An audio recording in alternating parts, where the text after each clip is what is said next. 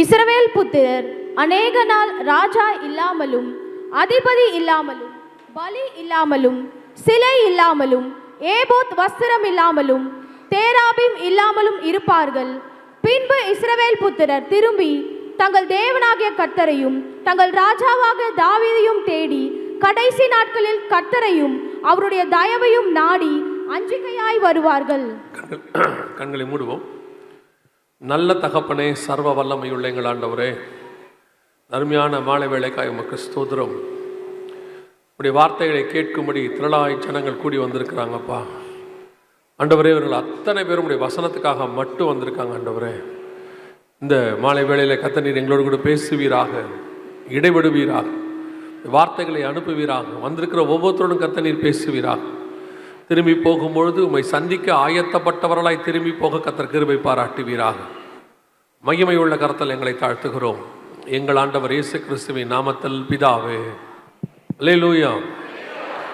ஓசியாவின் புஸ்தகம் 3ஆம் அதிகாரம் 4-5 வசனத்தில் கடைசி நாட்களில் நடக்க வேண்டிய சம்பவங்களாக ஆண்டவர் சில தீர்க்க தரிசனங்களை உரைக்கிறார். இந்த கடைசி நாட்கள் என்று சொன்னால் பொதுவாக இந்த வார்த்தை உங்களுக்கு சொல்லவில்லை, பொதுவாக திருச்சபைகளுக்கு இனி கடைசி காலத்தில் இருக்கிற அநேகருக்கு அது ஒரு கசப்பான வார்த்தையாக இருக்கிறது. ஏன் கடைசி காலம்னு சொல்கிறீங்க, இதெல்லாம் கடைசி காலமா அப்படின்னு சொன்னால், கடைசி காலம் என்றால் என்ன அர்த்தம் முதல்ல அது நமக்கு தெரியணும். கடைசி காலம் என்பது ஏதோ இப்போது இந்த காலகட்டத்தில் நாம் கடைசி காலம் என்று சொல்லுகிறது இல்லை. இது ஆரம்பத்திலிருந்தே கடைசி காலத்தை பற்றிதான ஒரு அறிவு அல்லது ஒரு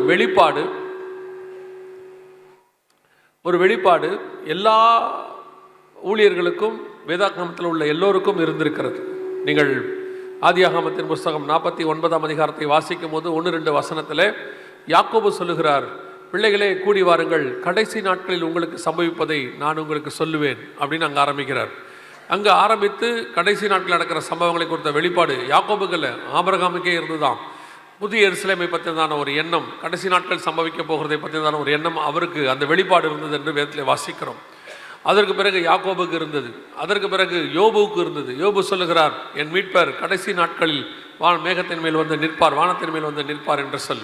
இப்படி கடைசி நாட்களை பற்றின அறிவு எல்லாருக்கும் இருந்திருக்கு. புதிய ஏற்பாட்டை எடுத்துக்கிட்டிங்கன்னா யோவான் சொல்கிறார், 1 யோவான் 2:18 பிள்ளைகளே இது கடைசி காலமாக இருக்கிறது என்று சொல்லுகிறார்.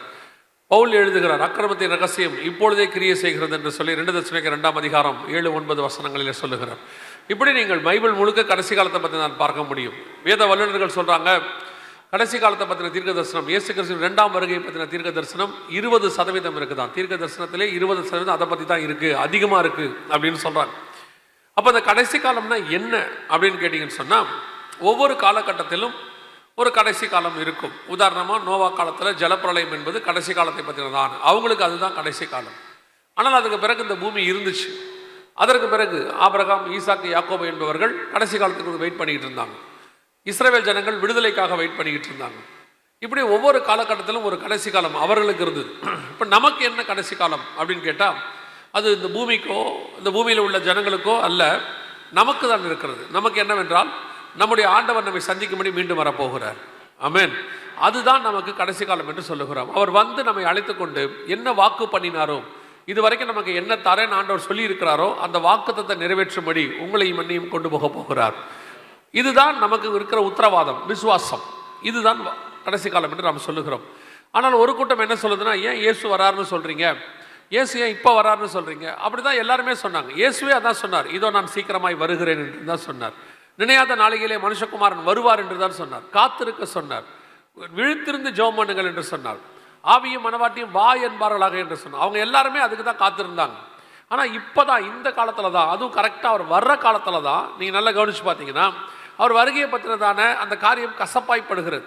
எதுக்கு கடைசி காலம்னு சொல்லணும், ஏன் வராருன்னு சொல்லணும்? அவர் வந்தால் வந்துட்டு போட்டோமே, நாங்கள் பாட்டுன்னு போக போகிறோம், எதுக்கு வராருன்னு சொல்கிறீங்க அப்படின்னா, அனௌன்ஸ்மெண்ட்டுங்கிறது எல்லா காலத்திலும் எல்லாத்துக்குமே இருக்கிறது. எல்லாத்துக்கும் அனௌன்ஸ்மெண்ட் இருக்குது. ஒரு ட்ரெயின் வருதுனாலே அனௌன்ஸ்மெண்ட் கொடுக்குறாங்க, ஒரு புயல் வரப்போகுதுன்னா அனௌன்ஸ்மெண்ட் கொடுக்குறாங்க, அத்தனைக்கும் அனௌன்ஸ்மெண்ட் இருக்குது.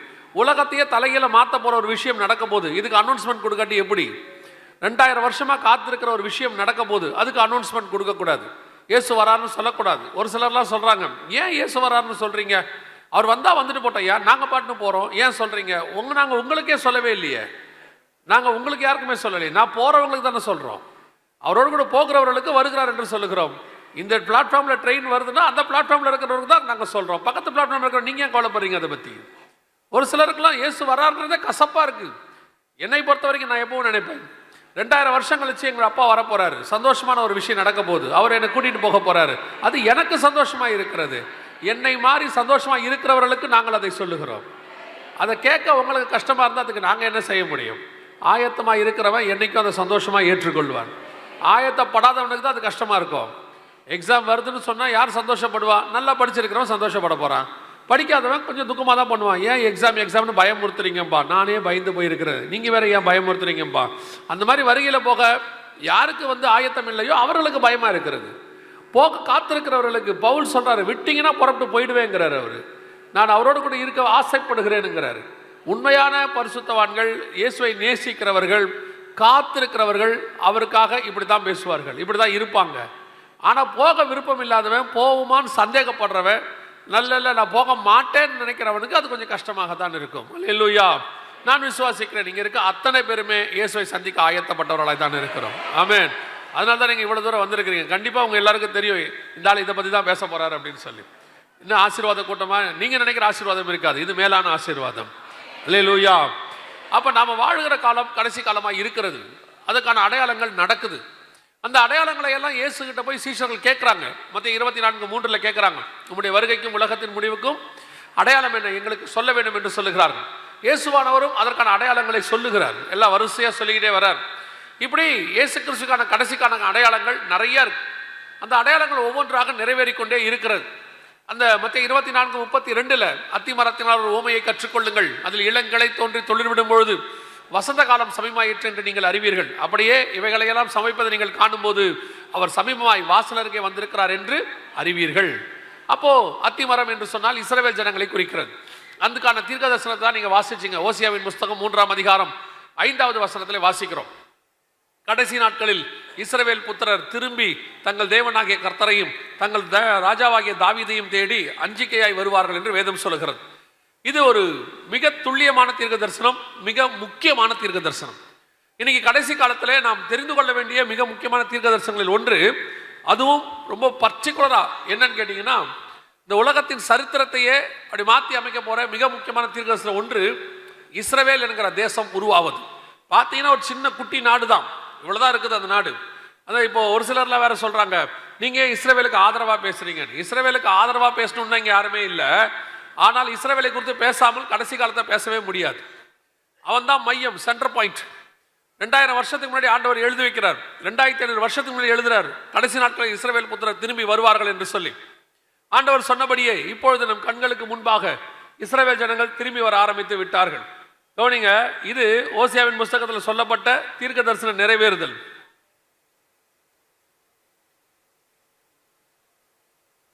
நீங்க பார்க்கிறது இந்த பக்கம் இருக்கிறது என்னன்னு கேட்டீங்கன்னா, 1948 மே மாசம் 14ஆம் தேதி இஸ்ரவேல் என்கிறதான தேசம் உருவானது. இந்த பக்கம் பார்க்குற வீடியோ நம்ம காலத்தில் அவங்க திரும்பி வந்துகிட்டு இருக்கிறாங்க. 2021, 22, இப்போ கூட 2025 கூட 26 கூட ஒரு பெரிய கூட்டம் புறப்பட்டு இந்தியாவிலிருந்து போயிருக்கிறது. ஒரிசால மனாசே கோத்திரம்னு புறப்பட்டு போயிருக்கிறாங்க. உலகத்திலிருந்து 4 முனையிலிருந்து கர்த்தர் அவர்களை கூட்டி சேர்க்கிறார். ஏசாயாவின் புஸ்தகம் 43ஆம் அதிகாரம் 5 முதல் 7 வசனங்களை வாசிக்கும் போது ஆண்டவர் சொல்றாரு, கிழக்கிலிருந்தும் மேற்கிலிருந்தும் வடக்கிலிருந்தும் தெற்கிலிருந்து நான் கூட்டி சேர்ப்பேன் அப்படிங்கிறார். வடக்கை பார்த்து கொடு என்றும் தெற்கை பார்த்து வைத்திராதே என்று நான் சொல்லுவேன் என்று சொல்லுகிறார். அந்த தீர்க்க தரிசனம் அப்படியே காலத்தில் நடக்குது. நாலாபுரத்திலிருந்து இஸ்ரவேல் ஜனங்கள் திரும்பி வருகிறார்கள். இது ஒரு மிக முக்கியமான தீர்க்க தரிசனம். எதுக்கு சொல்றேன் அப்படின்னா, ஒரு 1850 வருஷமா இல்லாத ஒரு இனம். இத அப்படியே வைங்க பார்ப்போம், இந்த பவர் பாயிண்ட் இதை மாத்தாதீங்க, நல்லா கவனிச்சிங்கன்னா, கிட்டத்தட்ட 1850 வருஷமா இல்லாத ஒரு இனம், ஒரு மொழி, ஒரு நகரம், ஒரு தேசம், மண்ணோடு மண்ணாய் போனவங்க காணாமல் போயிட்டாங்க. அப்படி ஒரு தேசம், ஒரு இனம் திரும்பி வந்து நிக்குதுன்னா அது இஸ்ரவேல் என்கிற ஒரு தேசத்தை பத்தி மட்டும்தான் இருக்கு. இப்ப நான் சொல்றது ஏதோ இஸ்ரவேலுக்கு வக்காலத்து வாங்குறதாகவோ இஸ்ரவேலுக்கு பேசுறதாகவோ அல்ல. அப்படி எடுத்துக்கொண்டாலும் நீங்கள் தப்பில்லை. ஆனால் இது ஒரு வேதத்தில் சொல்லப்பட்ட தீர்க்க தரிசனம். கடைசி நாட்களில் இஸ்ரவேல் புத்திரர் திரும்பி வருவார்கள். கிபி 70 இயேசு கிறிஸ்துவுக்கு பிறகு அவர்கள் தங்கள் சுய தேசத்தை விட்டு விரட்டப்பட்டார்கள். விரட்டப்பட்ட பிறகு அவங்க எங்க போனாங்க, என்ன ஆனாங்க யாருக்கும் தெரியாது. ஏறக்குறைய 1850 வருஷம் அவங்க எங்க போனாங்கன்னு தெரியாது. 37ஆம் அதிகாரம் எசேக்கியேல் புஸ்தகத்தை வாசிக்கும் போது தீர்க்கதரிசியை கொண்டு போய் ஆண்டவர் ஒரு எலும்புகளின் பள்ளத்தாக்கில கொண்டு போய் நிறுத்துகிறார். நிறுத்திட்டு கேட்கிறாரு, இவைகள் உயிரடையுமா, உலர்ந்த எலும்புகள் உயிரடையுமான்னு கேட்கிறார். தீர்க்கதரிசி கிட்ட சொல்லிட்டு ஆண்டவர் சொல்றார், நீ தீர்க்க தரிசனம் உரை, இவைகள் உயிரடைந்து சேனையாய் நிற்கும். 10வது வசனத்துல சொல்றாரு, அவைகள் ஒரு சேனையாய் நிற்கும். இது எதை பத்தின தீர்க்க தரிசனம்? இஸ்ரவேல் ஜனங்கள் மீண்டும் உருவாகி உலர்ந்த எலும்புகளாகி அவர்கள் காணாமல் போய் அடையாளங்களை தொலைத்து அவங்க எங்க இருக்கிறாங்க ஏது இருக்கிறாங்க எதுவுமே தெரியாம அவங்க தொலைஞ்சு போயிட்டாங்க. இதே வசனத்தை, இதே ஓசியாவின் புஸ்தகம் 3ஆம் அதிகாரம் 5ஆம் வசனத்தை ஒரு 100 வருஷத்துக்கு முன்னாடி எடுத்து வாசிச்சாங்கன்னா இந்த தீர்க்க தரிசனத்துக்கு இப்ப வேலை இல்லைன்னு சொல்லிடுவாங்க. இப்ப நடக்காது, ஏன்னா அந்த தீர்க்க நடக்கும் நடக்காதுன்றவாங்க. காரணம், அப்படி ஒரு தேசம் மக்கள் இல்லை உலகத்துல, அவங்க உலகத்திலேயே இல்லை. அவங்க ரஷ்யால இருந்தவங்க ரஷ்யனா இருந்தாங்க, ஜெர்மனில இருந்தவங்க ஜெர்மனி மக்களா இருந்தாங்க, அவங்க எந்தெந்த ஐரோப்பால இருந்தவங்கன்னா ஐரோப்பர்களா இருந்தாங்க. ஒரு இஸ்ரவேல் தேசமோ யூதனோ யாருமே கிடையாது. வேதம் சொன்னபடியே அவர்கள் மீண்டும் உருவாகி ஒரு 78 வருஷம் தான் ஆகுது. 78 வருஷத்துல மீண்டும் உருவாகி நம்ம 1947 ஆகஸ்ட் 15 சுதந்திர தினம், அவர்கள் 1948 மே மாசம் 14ஆம் தேதி அவங்களுக்கு சுதந்திர தினம். இந்த 78 வருஷத்துக்குள்ள அவர்கள் என்னென்ன தீர்க்க தரிசனங்களை கர்த்தர் சொன்னாரோ அத்தனையும் அவர்கள் வாழ்க்கையில் நடந்திருக்குது. அத்தனை தீர்க்க தரிசனம் துல்லியமாய் நிறைவேறி இருக்கிறது. அவர்கள் சொன்னபடி, வேதம் சொன்னபடி அவர்கள் எழும்பி ஒரு சேனையாய் நின்று விட்டார்கள். கடைசி நாட்களில் இஸ்ரவேல் புத்திரர் திரும்பி வருவார்கள். சொல்லப்பட்ட தீர்க்க தரிசனம் நிறைவேறி விட்டது ஆண்டவருக்கு முன்பாக. இன்னைக்கு ஆக்சுவலா என்ன பார்க்க போறோம், இன்னைக்கு முதல் நாள் என்ன பார்க்க போறோம் அப்படின்னு கேட்டீங்கன்னா, இவங்க வந்த பிறகு 1948க்கு பிறகு இவங்க வந்த பிறகு இன்னைக்கு வரைக்கும் 2026 வரைக்கும் ஓசியாவின் புஸ்தகத்திலும் யோவேல் புஸ்தகத்திலும் இவர்களை பற்றின தீர்க்க தரிசனம் இருக்கு. இந்த நம்முடைய காலகட்டத்தை குறித்து பொதுவா நமக்கு என்ன ஒரு பிரச்சனை இருக்கு அப்படின்னு கேட்டீங்கன்னா, நமக்கு முன்னாடி உள்ள தீர்க்க தரிசனங்களை நாம் நம்புகிறோம். நடந்துச்சு, செங்கடல் பிளந்துச்சு, அப்புறம் மன்னா வந்தது, அப்புறம் கண்மலை தண்ணீர், இதெல்லாம் நம்ம நம்புறோம். ஏன்னா வேதத்துல சொல்லி இருக்குது, விசுவாசிக்கிறோம். நமக்கு பின்னாடி ஒண்ணு நடக்கும்னு சொன்னாலும் விசுவாசிக்கிறோம். ஆமா, கடைசி காலத்துல இயேசு வருவார், எல்லாம் விசுவாசிக்கிறோம். நம்ம கிட்ட இருக்க ஒரே பிரச்சனை என்னன்னா, நம்ம காலத்துல இப்ப நம்ம இருக்கிற இந்த 2026ல ஒரு தீர்க்க தரிசனம் நடக்குதுன்னா ஒத்துக்க மாட்டோம். ஏன்னா நம்ம இந்த காலத்துல நடக்கிற தீர்க்க தரிசனம் வேற. நம்மளை பொறுத்த வரைக்கும் ஜனவரி மாசம் 1ஆம் தேதி தான் உங்களுக்கு தீர்க்க தரிசனம் வரும். அந்த தீர்க்க தரிசனம் மட்டும்தான் உங்களுக்கு நடக்கும். நடக்குமோ நடக்காதோ, ஆனா நடக்கும் நம்புவீங்க. இந்த வருஷம் என்ன தீர்க்க தரிசனம், ஆனா வேதாகமத்துல இந்த வருஷத்தை பத்தி சொல்லியிருந்தா அது எப்படிங்க 2000 வருஷத்துக்கு முன்னாடி 2026 பத்தி இருக்குமா? வருஷ கணக்கு இருக்காது, நடக்கிற சம்பவம் இருக்கும். அந்த சம்பவங்களை வச்சு தெரிஞ்சுக்கணும் இதெல்லாம் எப்ப நடக்குதுன்னு. யோசிச்சு பாருங்க, இஸ்ரவேல் ஜனங்கள் திரும்பி வருவார்கள், வர்றாங்க, கண்ணுக்கு முன்னாடி பாக்குறோம். அங்க எகிப்துல மோசே தலைமையில திரும்பி வந்தாங்க, எகிப்துல இருந்து கானானுக்கு. செருபாபேல் தலைமையில திரும்பி வந்தாங்க, மேதிய பெர்ஷியா சாம்ராஜ்யத்தில இருந்து கானானுக்கு. அப்படி வரும்பொழுது அவர்கள் தங்கள் சுய தேசத்துக்கு வரதை நம்ம நம்பணும்ல, பைபிள்ல உள்ளது நம்ம விசுவாசிக்கிறோம்ல. அதே மாதிரி 3வது சம்பவம் இது நம்ம காலத்துல நடக்குது. அன்னைக்கு உள்ளவங்களுக்கு பார்த்திருப்பாங்க அவங்க திரும்பி வர்றதை, சகல சுத்தி வட்டாரத்துல எல்லா ஜனங்களும் பார்த்தாங்க இஸ்ரவேல் ஜனங்க கானானுக்கு வர்றதை, யோசுவா தலைமையில வர்றதை. ஆனா இன்னைக்கு திரும்பி வராங்க, நம்ம கண்ணுக்கு முன்னாடி நடக்குது. ஆனா நம்ம இதை நம்புறோமா? இதை ஒரு சம்பவமா கூட நம்ம பார்க்கறது இல்லை, ஏதோ கடந்து போகிறதான ஒரு விஷயமா. ஆனால் 2000 வருஷம் கழிச்சு அப்படி ஒரு தீர்க்க தரிசனம் துல்லியமாய் நம் காலத்தில் நடக்குது. தயவு செய்து யாராவது இதெல்லாம் கடைசி காலம் இல்ல, அப்படிலாம் கிடையாது, இயேசு வர்றதுக்கு இன்னும் நாள் செல்லும், வேதத்துல நான் வரும் நாளாகிலும் நாளிகையாகிலும் இதா ஒருவரை தவிர மற்ற ஒருவனும் அறியான்னு வசனம் சொல்லுது. ஆனா இப்ப அந்த கடைசி காலத்துல இயேசு வர டேட்டை இயேசுக்கே சொல்றாங்க. இப்ப நிறைய பேர் டேட்டை சொல்லிட்டு இருக்கிறாங்க. அது மட்டும் இல்ல, ஒருத்தர் சொல்றாரு அது இயேசுக்கே தெரியாது, எனக்கு மட்டும் தான் தெரியுங்கிறார். அந்த அளவுக்கு வெளிப்பாடு உள்ளவங்களா இப்ப இருக்கிறாங்க. அதனால இந்த இயேசு வர்ற நாள் நாளிகை இதெல்லாம் நமக்கு தெரியாது, பைபிள் படி அது மறைக்கப்பட்டிருக்கிறது. ஆனால் நமக்கு துல்லியமாய் இயேசு இந்த காலகட்டத்தில் வருவார் என்பதற்கு ஒரு அடையாளம், மிஸ் ஆகாத ஒரு அடையாளம் இருக்கு என்று சொன்னால், இஸ்ரவேல்னு ஒரு ஜனங்க திரும்பி வந்திருக்கிறாங்க. அது கடைசி காலம் தான். ஏன்னா அவன் கடைசி காலத்துல தான் வருவான். வேதத்தில் சொன்னபடி ஒருவேளை அவங்க வந்து 78 வருஷம் ஆன உடனே நம்ம பார்வைக்கு எப்படி இருக்குது? 78 வருஷமா இந்த பூமியில் இருக்கிறாங்க, இது எப்படி கடைசி காலம்? கர்த்தருடைய பார்வைக்கு ஒரு நாள் 1000 வருஷத்தை போல இருக்கிறது. அவருக்கு ஒரு சில நிமிஷம் மாதிரி கணக்கு தான் இது. ஸோ தீர்க்க தரிசனத்தின்படி ஒரு நாள் என்பது ஒரு வருஷத்தை குறிக்கும் என்று வேதம் சொல்லுது. இப்போ அவங்க வந்து பைபிள் கணக்குப்படி 76 நாள் தான் ஆகுது.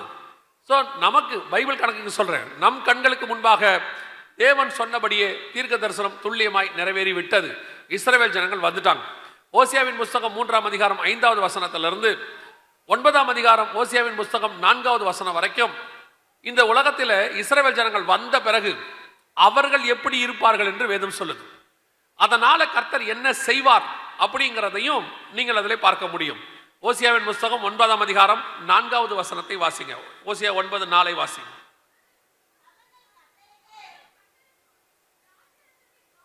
வார்ப்பதும் இல்லை, அவர்கள் அங்கீகரிப்பாய் இருப்பதும் இல்லை.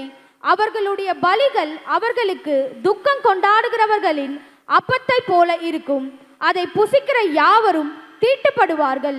அவர்களுடைய அப்பம் அவர்களுக்கே ஆகும், அது கர்த்தருடைய ஆலயத்தில் வருவதில்லை. அந்த வசனம் என்ன சொல்லுதுன்னா, அவருடைய திராட்சரசம் ஆலயத்துக்குள் வருவதில்லை, அப்பம் ஆலயத்துக்கு வருவதில்லை. இந்த வசனத்தில் அது ரெண்டு தான் மெயினாக சொல்லியிருக்கார் ஆண்டவர். அப்பமும் திராட்சரசமும் ஆலயத்துக்குள்ள வராது அப்படின்னு சொல்றார். எதனால அப்படின்னு கேட்டீங்கன்னா, 4ஆம் அதிகாரம் 1ஆம் வசனத்திலிருந்து 9ஆம் அதிகாரம் 3ஆம் வசனம் வரைக்கும் அவங்க வந்த பிறகு இந்த தேவ ஜனங்கள் கர்த்தருக்கு விரோதமாய் என்னென்ன காரியங்கள் எல்லாம் செய்தார்கள் அப்படின்னு அங்க இருக்கு. அதை பார்த்துட்டு ஆண்டவர் சொல்றாரு, இந்த அப்பத்தையும் திராட்சரசத்தையும் இங்க ஆலயத்துக்குள்ள கொண்டு வராத, அது நிறுத்திட்டோம். ஏன்னா அது உடன்படிக்கை, அது அப்பவும் திராட்சரசமும் நம்ம பார்வையில் சொன்னா திருவிருந்து, கம்யூனியன், அது என்ன செய்யாது, ஆலயத்துக்குள்ள வராது. கொஞ்சம் யோசிச்சு பாருங்க. 1948 இஸ்ரவேல் ஜனங்கள் வந்ததிலிருந்து இந்த 2026 வரைக்கும் அப்பமும் திராட்சரசமும் ஆலயத்துக்குள் வராத காலம் எது? அப்பமும் திராட்சரசமும் ஆலயத்துக்குள்ள நடக்காத காலம் உலகளாவிய ஒரே ஒரு காலத்தில் தான் இருந்திருக்கு. இந்த நான் சொல்றது 1948க்கு பிறகு. எப்பன்னு கேட்டீங்கன்னா, கொரோனா பீரியட்ல, கோவிட்ல அப்பமும் திராட்சரசமும் உலகளாவிய நிறுத்தப்பட்டது. அப்போ உலகளாவிய ஒரு விஷயம் நிறுத்தப்படுதுன்னா அதுக்கு பின்னாடி இருக்கிற தேவ திட்டம் என்னன்னு சொல்லி நம்ம பார்க்கணும். கர்த்தர் ஒரு காரியத்தை செய்யும் போது அதுக்கு பின்னாடி இருக்கிற ஸ்பிரிச்சுவல் வியூவை பார்க்க வேண்டியது உங்களுக்கு எனக்கும் வேலை. அதுல முன்னாடி இருக்கக்கூடிய விஷயத்தை உலகம் பார்க்கும். இப்போ உலகம் தியேட்டர் மூடுச்சு. உலகத்தை பொறுத்த வரைக்கும் ஸ்கூல் மூடினாங்க, ஷாப்பிங் மால் மூடினாங்க, எல்லாம் மூடினாங்க. காரணம் என்ன அப்படின்னு கேட்டா கோவிட். காரணம் கொரோனா. உண்மை, மாற்றுக்கிறதே கிடையாது. ஆனால் எப்படி சபை மூடுச்சு? நான் சபை மூடுது என்று சொன்னால் சபையின் கதவை சொல்லவில்லை. சபையின் கதவு அரசாங்கத்தின் சட்டத்திட்டத்துக்கு உட்பட்டு நாம் மூடுகிறோம். திறக்க சொன்ன போது திறந்துட்டோம். ஆனால் நாம் சபை என்று சொன்னால் உங்களையும் என்னையும் குறிக்கிறது. நாமே தேவனுடைய ஆலயமாய் இருக்கிறோம். நாம் ஏன் இந்த கொரோனாவில கூடி வருவதற்கு அல்லது கம்யூனியன் எடுப்பதற்கு வாய்ப்பு இல்லாம போச்சு? சபைக்குள்ள ஏன் இப்படி நடந்துச்சு? இப்படி ஒரு சம்பவம் சபைக்கு ஏன் நடந்தது? நீங்க பார்க்கும்போது எப்படி இருக்குன்னா, அவங்களுக்கும் நடந்துச்சு, நமக்கும் நடந்துச்சு. ஆனா பைபிள் படி அவங்களுக்கு நடந்தாலும் நமக்கு நடக்க கூடாது. அதான் பைபிள் கணக்கு. இப்ப நீங்க அதை சொன்னா ஒத்துக்க மாட்டீங்க, ஆனா பைபிள் அப்படிதான் இருக்கு. எகிப்து முழுக்க தலைப்பிள்ளை சங்காரம் வரும், ஆனால் இஸ்ரவேல் இருக்கிற வீட்டுக்குள் வராது. ஆட்டுக்குட்டி ரத்தம் பூசப்பட்ட வீட்டுக்குள் என்ன செய்யாது? வராது. எகிப்து முழுக்க 10 வாதை வந்தது, ஆனால் இஸ்ரவேல் இருந்த கோசேன் நாட்டில் மட்டும் வரவில்லைன்னு இருக்கு. அது அப்படிதான் இருக்கு வசனத்துல. இஸ்ரவேல் முழுக்க பஞ்சம் வந்தது, எலியா இருக்கிற வீட்டுக்குள் மட்டும் வரவில்லைன்னு இருக்கு. அப்படிதானே இருக்கு. அப்ப அதே காரியம் தான் இப்ப நடக்கணும். நியாயாதிபதிகள் புத்தகத்தை போய் வாசிச்சு பாருங்க. அந்த உடன்படிக்கை பெட்டி இருந்தது, பெலிஸ்தியர் பாலம் முழுக்க மூல வியாதி வந்தது. அதே பெட்டி இஸ்ரவேலுக்கு வந்தவுடன் வியாதி இல்லை, ஆசீர்வாதமாய் மாறிடுச்சு. அப்ப தேவ ஜனங்களுக்கு உலகத்தில் வாதை வந்தாலும் தேவ ஜனங்களுக்கு அந்த வாதை வரக்கூடாது. அதுக்கு நடுவில் அது வராம இருந்தால்தான் நாம் தேவ ஜனம் என்பதற்கு அடையாளம். அப்பதான் நம்முடைய தேவன் பெரிய தேவன் என்பதை அவர்கள் பார்ப்பார்கள். அவங்க எப்படி, இப்போ இஸ்ரவேல் ஜனங்கள் கானானுக்கு போறாங்க, எகிப்திலிருந்து விடுதலையாகி போறாங்க மோசே தலைமையில. போகும்போது நீங்க வாசிச்சு பாருங்க.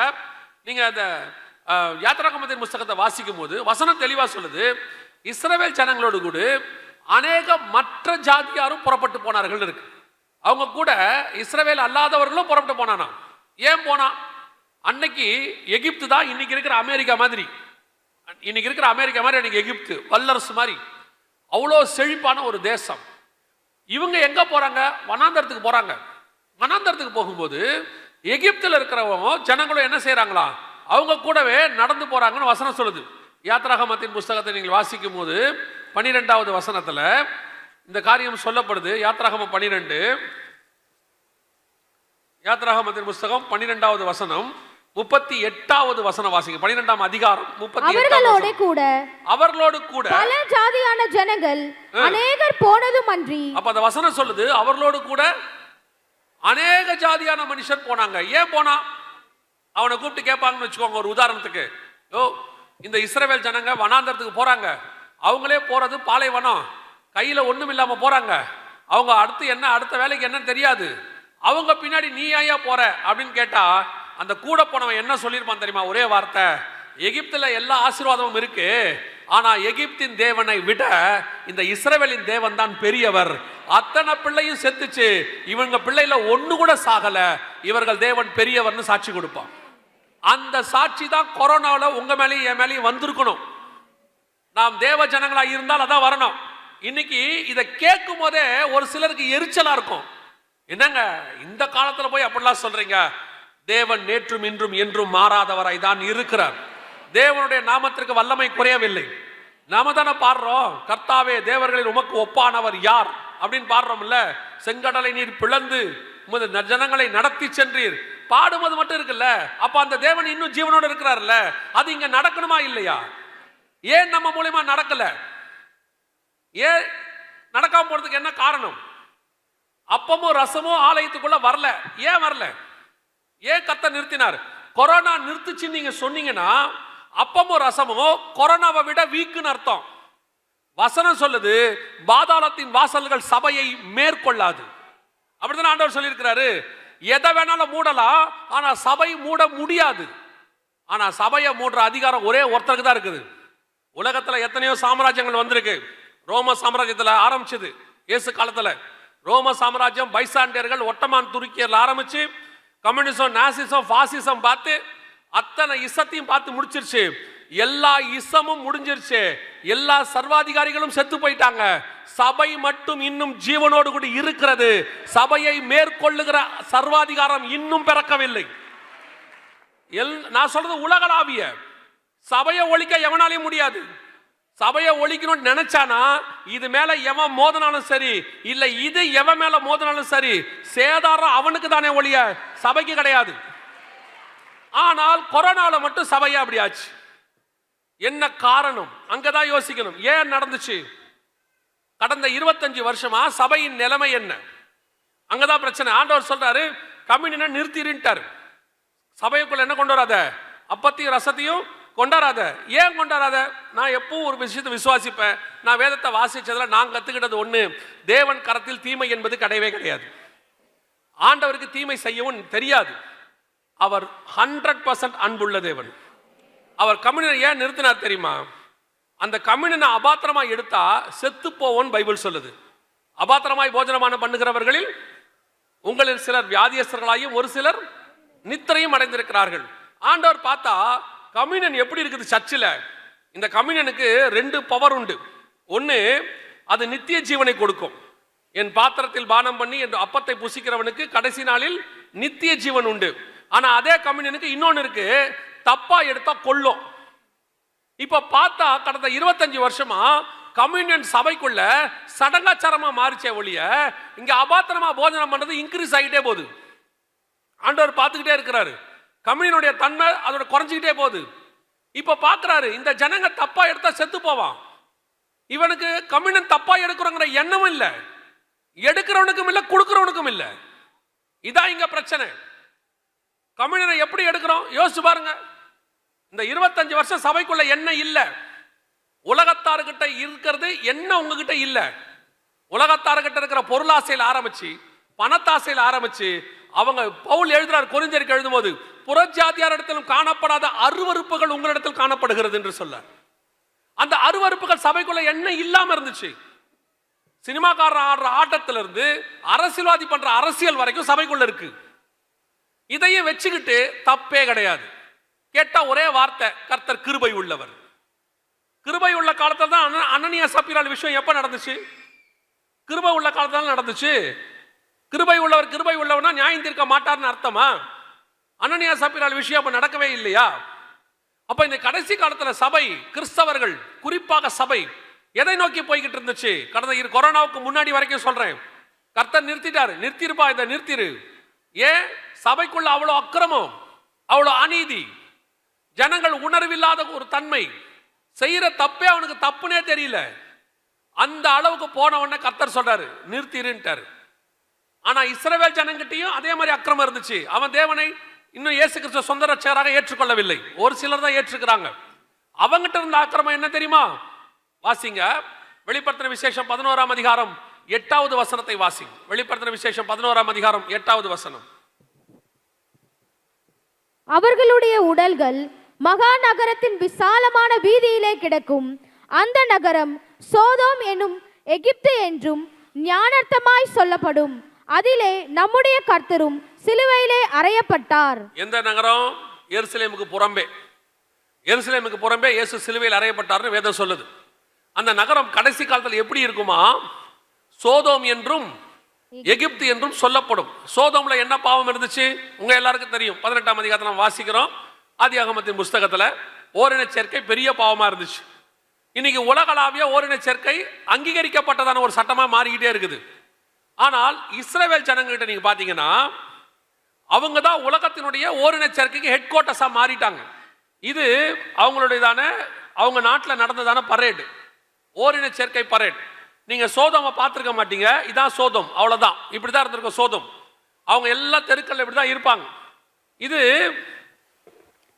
இன்னைக்கு ஓரின சேர்க்கைக்கு தலைமை பீடமாக எருசலேம் மாறிடுச்சு. இந்த ஓரின சேர்க்கை சட்டங்கள் சரின்னு சொல்லுவாங்க. ஒரு சில நாடுகள் அங்கீகரிக்கிறது, ஒரு சில அரசியல் கட்சிகள் அங்கீகரிக்கிறது. ஆனால் வேதம் அங்கீகரிக்கவில்லை. வேதத்தின்படி இது தவறு. நிறைய பேர் என்ன சொல்லுவாங்கன்னா, இல்ல ஓரின சேர்க்கைங்கிறது அவங்க பாவம் பலகீனம், அதெல்லாம் கிடையாது. அவங்க அதை யாரோட சேர்ப்பாங்கன்னா திருநங்கைகளோட சேர்ப்பாங்க, டிரான்ஸ்ஜெண்டர்ஸோட சேர்ப்பாங்க. சேர்த்துட்டு அவங்கள மாதிரி தான் இவங்களுக்கும் சரீரத்தில் பாவம் பலகீனம்பாங்க. அதெல்லாம் இல்லை. இவர்கள் பிறக்கும் போதே ஒரு குரோமோசோம் குறைபாடு உள்ளவர்கள். இது குரோமோசோம் குறைபாடுலாம் இல்லை, சுபாவத்தின்படி அனுபவியாதபடிக்கு திமிரு. இந்த டிரான்ஸ்ஜெண்டர் ஒரு காலத்துல மாற முடியாது இவங்களால, அது அவங்க சரீர குறைபாடு.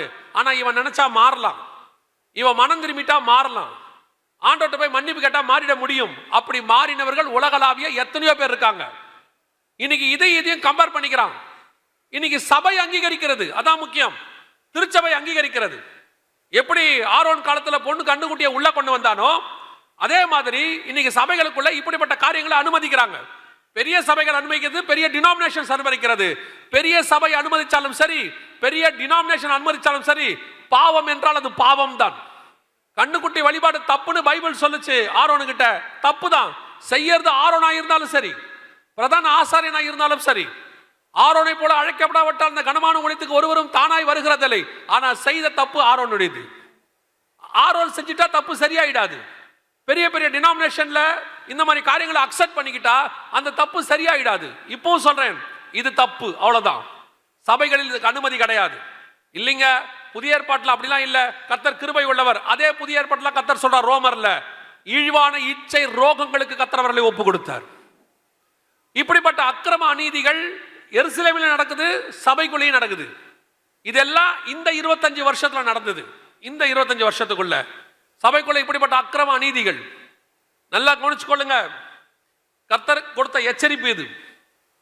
கொரோனா வர்றதுக்கு முன்னாடியிலிருந்து ஆண்டவர் சபைகளுக்கு எச்சரிப்பு கொடுத்துக்கிட்டே இருந்தார்.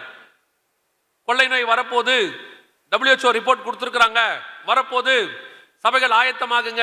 சபை கேட்கல, சபை இன்னும் அதிலே தான் இருந்துச்சு. சபைக்கு முன்னாடி இன்னும் கொஞ்சம் நிர்விசானம். திடீர்னு கொரோனா வந்துச்சு. கொள்ளையா ஜனங்கள் பாதிக்கப்பட்டார்கள், அநேகர் இறந்தார்கள். சபைக்கு அப்பதான் ஓரளவுக்கு சபைக்கு உணர்வு வந்துச்சு. ஒரு பெரிய கூட்டம் உணர்வடைஞ்சிச்சு, கர்த்தர் பக்கம் திரும்பிச்சு. அந்த கூட்டம் தான் இங்க உட்கார்ந்துருக்கு. இப்ப அல்லேலூயா. இந்த கூட்டம் யாருமே அற்புத அடையாளங்களுக்காக தீர்க்க தரிசனங்களுக்காக வந்தவர்களே அல்ல. அத்தனை பேரும் கர்த்தருடைய வசனத்துக்காக உட்கார்ந்து இருக்கிற கூட்டம்.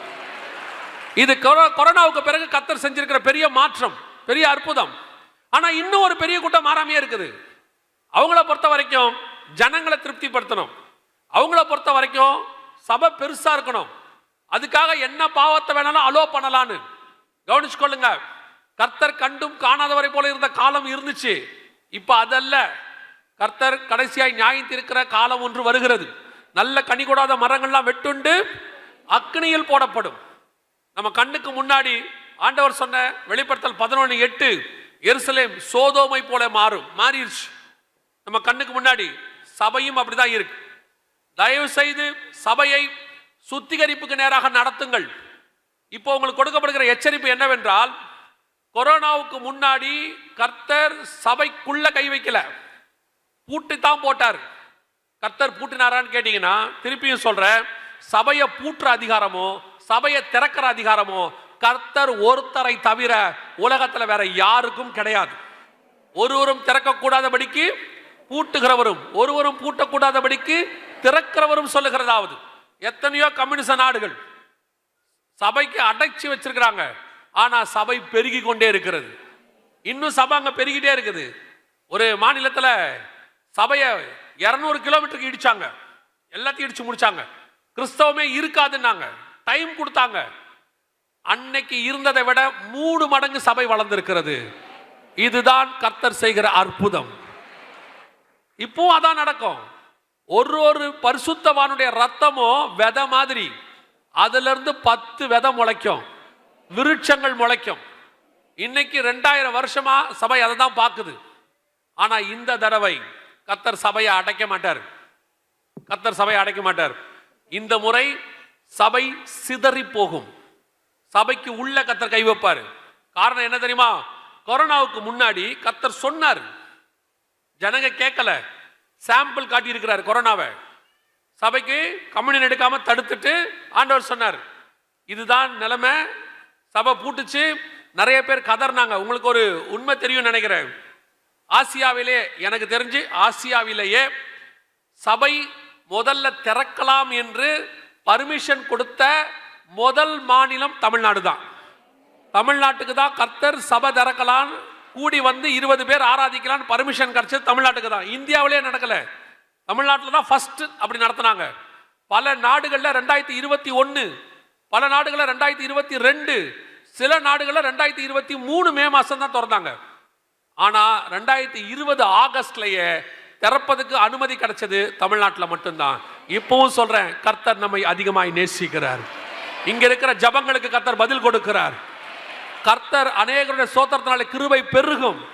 ஆனா பொய்யான மாயை பற்றி கொண்ட கிருபையை போக்கடிக்க கூடாது.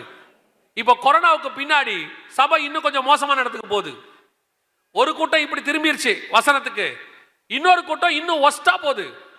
ஒரு காலத்துல சபைக்குள்ள சினிமா பாட்டு மாதிரி பாடினான், இப்ப சினிமா பாட்டையே பாடுறான்.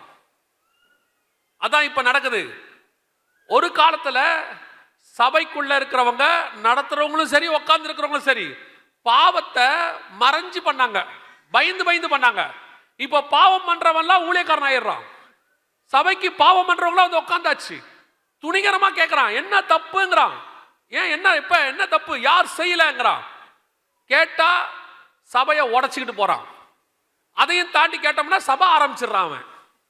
இப்ப இருக்கிறதுல ரொம்ப ஈஸி என்னன்னு கேட்டீங்கன்னா சபை ஆரம்பிக்கிறது தான். எவனையாவது திட்டி பாருங்க சர்ச்சில், அவன் சபை ஆரம்பிச்சிடுறான். முந்தியெல்லாம் யாரையாவது திட்டிங்கன்னா எவாஞ்சலிஸ்ட் ஆவான். இப்ப யாரையாவது திட்டிங்கன்னா சபை ஆரம்பிச்சிடுறான். ஒரு வாரம் கழிச்சு வந்து நம்ம கிட்டே சொல்றாங்க, பாஸ்டர் கர்த்தர் எங்களோடு கூட பேசினார்.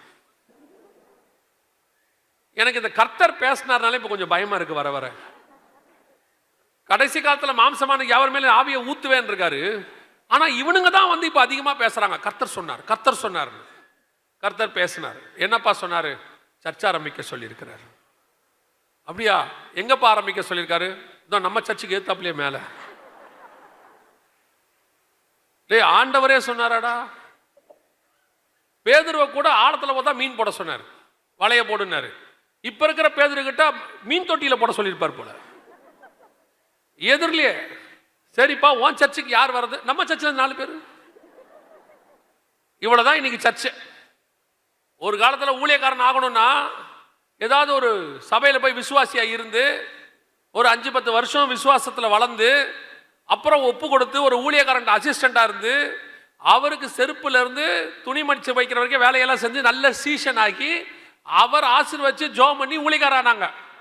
இப்பெல்லாம் எவனையும் அப்படிலாம் ஒருத்தனும் கிடையாது, மேக்சிமம் கிடையாது, 90% கிடையாது. இருப்பாங்க 10%. எப்பவுமே ஆண்டவர் ஒரு தசமாக வச்சிருப்பாரு. 10% இருக்கும். 90% திட்டா ஊழியக்காரன் ஆயிடுறான். அதுவும் அவனுக்கு வீட்டுல ஒண்ணு இருக்கு பாருங்க, மனைவி, அது அதை விட சூப்பர். இவனை திட்டினவன அந்தமா தரிசனம் பார்க்குது. கர்த்தர் ஒரு தரிசனம் காட்டினாருப்பா, நீங்க மேடையில நின்று பேசுறீங்களாமான்னு. வேலை முடிஞ்சு, அவ்வளவுதான். நல்லா கவனிச்சு கொள்ளுங்க. இன்னைக்கு சபை மிக மோசமான இடத்துக்கு போகுது. இவனுக்கு டாக்டர் பட்டம் கொடுக்கறதுக்கு ஆள் ரெடியா இருக்கு. படிச்சு வாங்கின காலம் போயிருச்சு. இப்ப பட்டம் பதவி எல்லாம் அதிகமாயிருச்சு. விசுவாசிகளுக்கு சொல்றேன், கடிந்து கொள்ளுகிற சபையில் நிலைத்திருங்கள். அதுதான் உங்களை உருவாக்கும். சும்மா அவன் சொல்றான் இவன் சொல்றான்னு போயிடாதீங்க. நான் சொல்றது சத்தியம். என் போதகர் என்னை குட்டட்டும், அதான் நல்லது. நீங்கள் உருவாக்குற இடத்துல இருந்தீங்கன்னா உருவாக்குவீங்க. ஒரு காலத்துல பிள்ளையை கொண்டு போய் ஸ்கூல்ல விட்டா அப்பா அம்மா சொல்லி விட்டு வருவாங்க. எங்க காலத்துல கண்ணு ரெண்டையும் விட்டுட்டு தோலை உரிங்கம்பாங்க. ஆக்சுவலா அன்னைக்கு உள்ள டீச்சர்ஸ் நல்லாவே அடிப்பாங்க. பத்தாவதுக்கு இவங்க ஒரு பவர் ஆஃப் அட்டான் எழுதி கொடுத்துட்டு வருவாங்க. அவங்களுக்கு நல்லா அடிங்க, ஒழுங்கா திருத்துங்க அப்படிம்பாங்க. அவங்களும் அடிச்சு சாத்திடுவாங்க. ஆனா இப்போ டீச்சர் பிள்ளையை அடிச்சா அப்பா போய் கேட்கிறாரு, ஏன் அடிச்ச? என் பிள்ளை மேல நீ எப்படி கை வைக்கலாம்? அப்புறம் பிள்ளை எப்படி உருப்பிடும்? கடினமா அடிக்க கூடாது, அது வேற. திருத்தறதுக்கு கண்டிப்பா பிறம்ப கையாளணும். அதே மாதிரிதான் சர்ச் இருக்கு இன்னைக்கு. ஒரு காலத்தில் சர்ச்சில் சபையில கடிந்து கொண்டு உபதேசம் பண்ணா முடிஞ்ச உடனே வந்து மனம் திரும்பி ஒப்பு கொடுத்து ஜோம் பண்ணுவான், பாஸ்டர் கர்த்தர் என் கூட பேசினாருன்னு.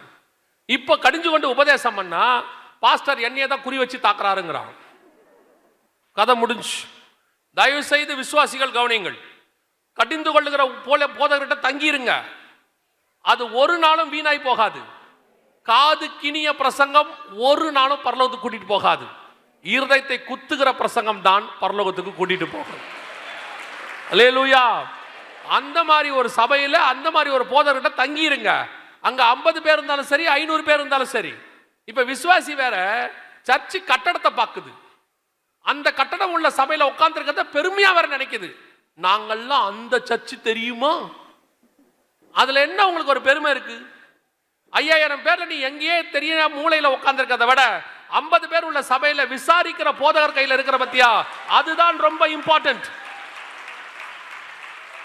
நீங்கள் அதை விரும்புங்கள். ஒரு வாரம் நீ சர்ச்சுக்கு போலனா பாஸ்டர் வந்து கேட்கணும் ஏன் வரலன்னு. அந்த மாதிரி உள்ள சபையில இருந்தினால் உன் ஆத்மா தப்பிக்கும். 1.5 வருஷம் போனா கூட நீ ஏன் வரலன்னு கேட்க ஆள் இல்ல. அப்படி பெருமை உள்ள சபையில உட்கார்ந்து என்ன பண்ண போறீங்க? அதுதான் இன்னைக்கு கடைசி காலத்தில் விசுவாசத்தில் மிக மோசமாய் சபை போய்கிட்டு இருக்கு. அதனால ஆண்டவர் பார்த்தாரு, சபைக்கு ஒவ்வொரு நாட்டிலையும் ஒவ்வொரு அக்கிரமம். அங்க அமெரிக்கா மாதிரி எல்லாம் போயிட்டீங்கன்னா ஆணுக்கு ஆணுக்கு கல்யாணம், பெண்ணுக்கு பெண்ணுக்கு கல்யாணம் சர்ச்சுக்குள்ளேயே. ஐரோப்பாக்குள்ள போயிட்டீங்கன்னா நாய்க்கும் பூனைக்கும் கல்யாணம். சர்ச்சுக்குள்ள உட்காந்து நாய்க்கும் பூனைக்கும் கல்யாணம் நடக்குது.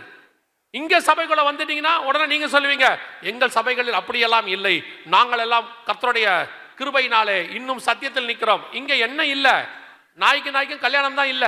மற்றபடி சபைக்குள்ள எல்லாம் இருக்கு, அத்தனையும் இருக்கு. படிப்பு பெருமை, பண பெருமை, ஜாதி பெருமை எல்லாம் இருக்கு சபைக்குள்ள.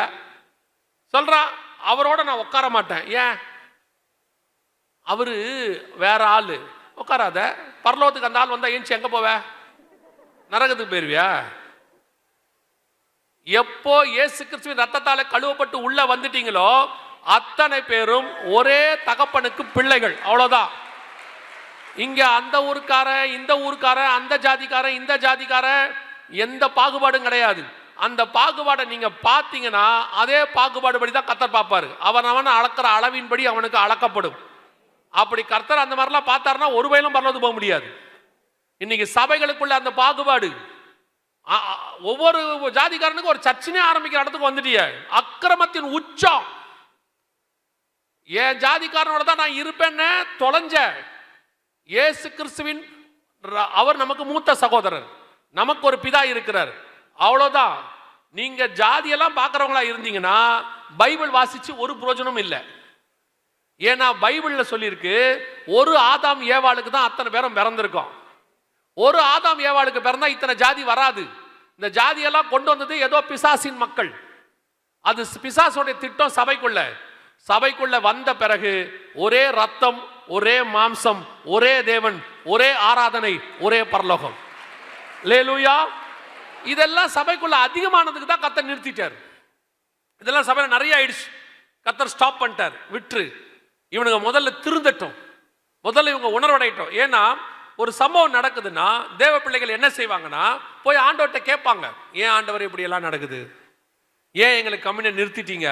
அவங்க அழுது புலம்புனா கர்த்தர் என்ன செய்வாரு, மனஸ்தாபப்பட்டு இறங்கி அவர்கள் அக்கிரமத்தை விட்டா கர்த்தர் அவர்களை மன்னிப்பார். அதுதான் கொரோனா நடந்துச்சு. நான் இப்பவும் சொல்றேன், தைரியமா சொல்வேன், இங்கே அநேகர் சபை அடைக்கப்பட்டதுக்காக பரிதவித்தார்கள், அழுதார்கள், கர்த்தரை நோக்கி உபவாசம் போட்டாங்க. அதனுடைய விளைவு கர்த்தர் சபை திறப்பதற்கு அனுமதி கொடுத்தார்.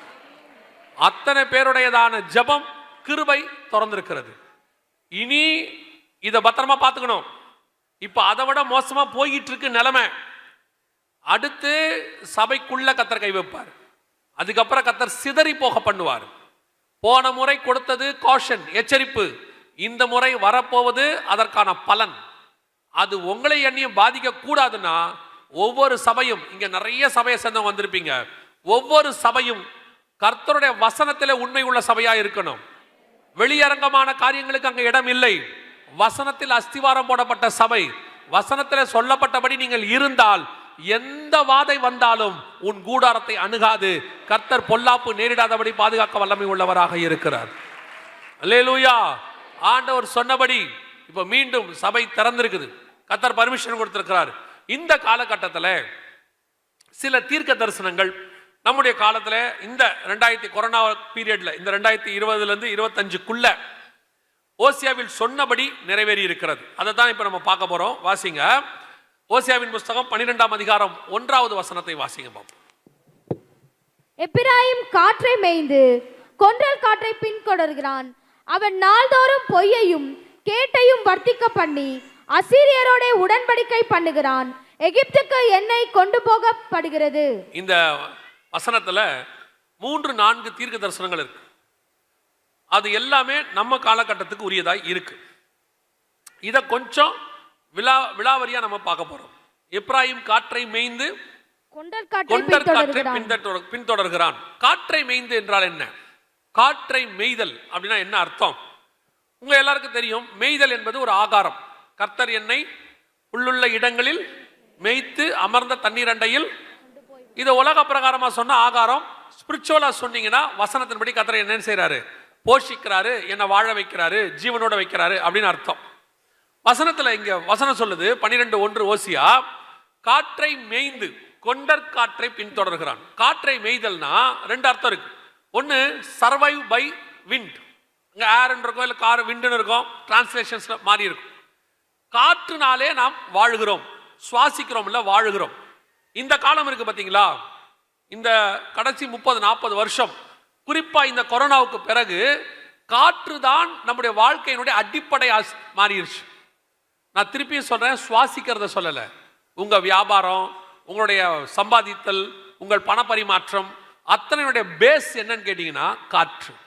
எப்படி சொல்றீங்க அப்படின்னா, எல்லாமே நீங்க பாக்குறீங்க by online, wifi, mobile data, cellphone, உங்களுடையதான ஃபேஸ்புக், ட்விட்டர், வாட்ஸ்அப், எது வேணா இருக்கட்டும், அத்தனைக்கும் பேஸ் என்னன்னு கேட்டீங்கன்னா காற்று. காத்துல தான் எல்லாமே டிராவல் ஆகுது. ஒரு 30 வருஷத்துக்கு முன்னாடி செல்போன் வரும்போது, 2000களில் செல்போன் வரும்போது பார்த்தீங்கன்னா இந்த அளவுக்கு தாக்கம் இல்லை. அப்படியே கொஞ்சம் கொஞ்சமா அந்த காற்றை ஒரு காலத்தில் வீட்டில் ஃபோன் இருக்கும். அந்த ஃபோன் வந்து கம்பி உள்ள தந்தி முறை, வீட்டிலேருந்து ஒரு ஒயர் போகும், அந்த ஒயர் அப்படியே வீட்டை விட்டு வெளியே போகும், அங்கே ஒரு ஜங்ஷன் பாக்ஸ் இருக்கும், அது போய் ஒரு கம்பத்தில் சேரும், அப்படியே முழுக்க முழுக்க ஒயரில் கனெக்ட் பண்ணியிருந்தாங்க. ஆனால் இப்போ அப்படி இல்லை, சேட்டிலைட்ஸ், முழுக்க முழுக்க காற்று தான் பேஸ். காற்று அடிப்படையாக கொண்டதான் வாழ்க்கை. அதுவும் கொரோனாவுக்கு அப்புறம், கொரோனாவில் இருந்துன்னு வச்சுக்கோங்க, வாழ்க்கையே அப்படியே மாத்திருச்சு. ஸ்கூல் முழுக்க ஆன்லைனா மாறிடுச்சு, வேலை முழுக்க ஒர்க் ஃப்ரம் ஹோம் ஆயிடுச்சு. உங்களுடையதான பேங்கிங் சிஸ்டம் அத்தனை பரிமாற்றம் எல்லாமே ஜிபே, போன்பே எல்லாமே இங்கே வந்துருச்சு, ஆன்லைனுக்கு வந்துருச்சு. சாப்பாடு கூட வீட்டுக்கு இப்போ எப்படி வருது, ஆன்லைன்ல வருது, அத்தனையும் ஆன்லைன். உங்களுடைய கவர்மெண்ட், முந்திலாம் கவர்மெண்ட் விஷயங்கள் மட்டும்தான் கம்ப்யூட்டரைஸ்ட் ஆயிருச்சு. இப்போ முழுக்க முழுக்க காற்று. காற்றை மேய்ந்து அப்படின்னா என்ன அர்த்தம்? காற்று தான் சர்வைவல். இன்னைக்கு கொரோனா எல்லாத்தையும் மாத்தி கொடுத்துருச்சு, எல்லாமே காற்றுக்கு போயிருச்சு. இந்த காற்றுல இன்னொரு சில விஷயங்கள்லாம் இருக்கு, ரொம்ப கேர்ஃபுல்லா இருக்கணும். அதுலயும் இன்னைக்கு நடந்த விஷயத்தை நான் உங்களுக்கு சொல்றேன். இந்த காற்றுல மேய்தல் என்றால் இன்னொரு விஷயம் இருக்கு. புக்கு படிக்கிறவங்க சொல்லுவாங்க நுனிப்புள் மேயாத அப்படிம்பாங்க. அதோட அர்த்தம் என்னன்னா படித்தல் அப்படின்னு அர்த்தம். காற்றை மேய்தலுக்கு இன்னொரு அர்த்தம் இருக்கு, காற்றை படிக்கிறது. காற்றை படிக்க முடியுமா அப்படின்னு கேட்டீங்கன்னா, உங்களுக்கு வரக்கூடிய எல்லா மெசேஜும் காத்துல தான் வருது. எல்லா மெசேஜ் எப்படி வருது? காத்துல வருது. நீங்க அனுப்புறது எதுல தான் போகுது? காத்துல போகுது. இப்போ உங்களை பொறுத்த வரைக்கும் நீங்க அனுப்புறீங்க, இன்னொருத்தர் படிக்கிறாரு. 2 பேர் தானே இருக்கு. ஆனா நடுவுல ஒருத்தர் அதை படிக்கிறாங்க. உங்களுக்கு தெரியுமா? தெரியாது. நீங்க அனுப்புற அத்தனை மெசேஜ், அத்தனை இமேஜஸ், அத்தனை வீடியோஸ் எல்லாமே ஏதோ ஒரு சென்டரை கிராஸ் பண்ணி தான் போகும். வாட்ஸ்அப்னா வாட்ஸ்அப் சென்டர், ஃபேஸ்புக்னா ஃபேஸ்புக் சென்டர், எக்ஸ்தலம்னா அவங்களுடைய சென்டர். எல்லாமே ஒரு மையப்பகுதியை தாண்டி போகும். அவங்க கிட்ட ஒரு காப்பி இருக்கும், அவங்க அதை வைத்துக் கொள்வார்கள். அது எப்படி சொல்றீங்கன்னா, நீங்க அவங்களுடையதான ஆப்பை டவுன்லோட் பண்ணும்போது அவங்க சில கேள்விகள்லாம் கேட்பாங்க. நம்ம அந்த கேள்வியை படிக்கிற அளவுக்கு நேரம் இருக்காது. ஏன்னா நமக்கு அந்த ஆப்பை டவுன்லோட் பண்ற வேகம், எதை கேட்டாலும் ஓகே கொடுத்துட்டு போயிடுவோம். எல்லாத்துக்கும் ஓகே தான். அதுல ஒரு கேள்விக்கு பதில் இருக்கு, நம்முடைய டேட்டாஸ் அவங்க கிட்ட இருக்கும், அவங்க வச்சுக்கொள்வாங்கன்னு இருக்கு. இப்போ உங்களை பொறுத்த வரைக்கும் டெலிட்னு கொடுத்துட்டா நீங்க யாருக்கு உங்களுக்கு டெலிட் ஆயிடும். டெலிட் ஃபார் எவ்ரி ஒன்னு கொடுத்தா அவருக்கும் டெலிட் ஆயிடும். இப்போ உங்களுக்கு நிம்மதி, நமக்கும் டெலிட் ஆயிருச்சு, அவங்களுக்கும் டெலிட் ஆயிருச்சு. உண்மையிலேயே உங்க 2 பேருக்கு மட்டும்தான் டெலிட் ஆயிருக்கு, மிச்சம் எல்லாருக்கிட்டையும் இருக்குது. அதான் உண்மை. அவங்க கிட்ட இருக்கும். அவங்க இப்போ நான் சொல்றதெல்லாம் உங்களுக்கு நம்ப முடியிருக்கா தெரியாது, ஆனால் அதுதான் உண்மை. நம்முடைய அத்தனை டேட்டாஸும் எங்கேயோ ஒரு இடத்துல, நம்மளை பொறுத்த வரைக்கும் பாஸ்வேர்டு, அவ்வளவுதான். பாஸ்வேர்டு இருக்குங்க, யாருக்கும் தெரியாது. நம்ம பாஸ்வேர்டு என்பது ஒரு ஐ வாஷ். பாஸ்வேர்டு என்பது ஒரு கண் துடைப்பு. உங்களுக்கும் எனக்கும் அவன் கொடுத்து வச்சிருக்கிற கண் துடைப்பு. ஆமாங்க, பாஸ்வேர்டு வச்சிருக்கேன்னு ஒரு நம்பிக்கையில தூங்கலாம். நம்ம தைரியமா போன பாஸ்வேர்டு போட்டாச்சுன்னா என்ன பண்ணிடலாம்? நம்பிக்கையை தூங்கலாம், யாருக்கும் தெரியாதுன்னு. அதெல்லாம் ஒன்றும் கிடையாது. ஃபர்கெட் பாஸ்வேர்டு கொடுத்தா வந்துடும். அந்த ஃபர்கெட் பாஸ்வேர்டுக்கு அவன் அனுப்புறான்ல, அது ஃபர்கெட் பாஸ்வேர்டு கொடுக்க அனுப்புறான்ல, அந்த பாஸ்வேர்டை வச்சு அவன் உள்ள போக முடியுமா? முடியாதா? அனுப்புறவன் போலாமா இல்லையா? அதெல்லாம் போலாம். எங்க ஊர்ல ஒரு பழமொழி சொல்லுவாங்க, கள்ளம் பெருசா காப்பாம் பெருசான்னு கேட்பாங்க. எப்பவுமே யார் தான் பெருசு? கள்ளம் தான் பெருசும்பாங்க. எவ்வளோ சட்டம் போட்டாலும் அதை தாண்டி தப்பு பண்ற ஒருத்தன் இருப்பானாமா. நீங்க என்னதான் போட்டாலும் பாஸ்வேர்டை உடச்சு உள்ள போற ஒருத்தன் இருக்கான். எங்க சேனலே ஹேக் பண்ணிட்டாங்க. இப்போ எங்க சேனலுமே இப்போ இருக்கு. அதுக்கு தான் புது சேனல் ஒன்று ஆரம்பிச்சு வச்சிருக்கோம். என்ன பண்ணாலும் 2-வே ஆத்தென்டிகேஷன் எதை போட்டாலும் அதையும் தாண்டி ஒருத்தன் வரான். அப்படின்னா என்ன அர்த்தம்? உங்களுடைய எல்லாமே வெளியரங்கமா இருக்கு. நீங்க என்ன நினைக்கிறீங்க? சேஃப்.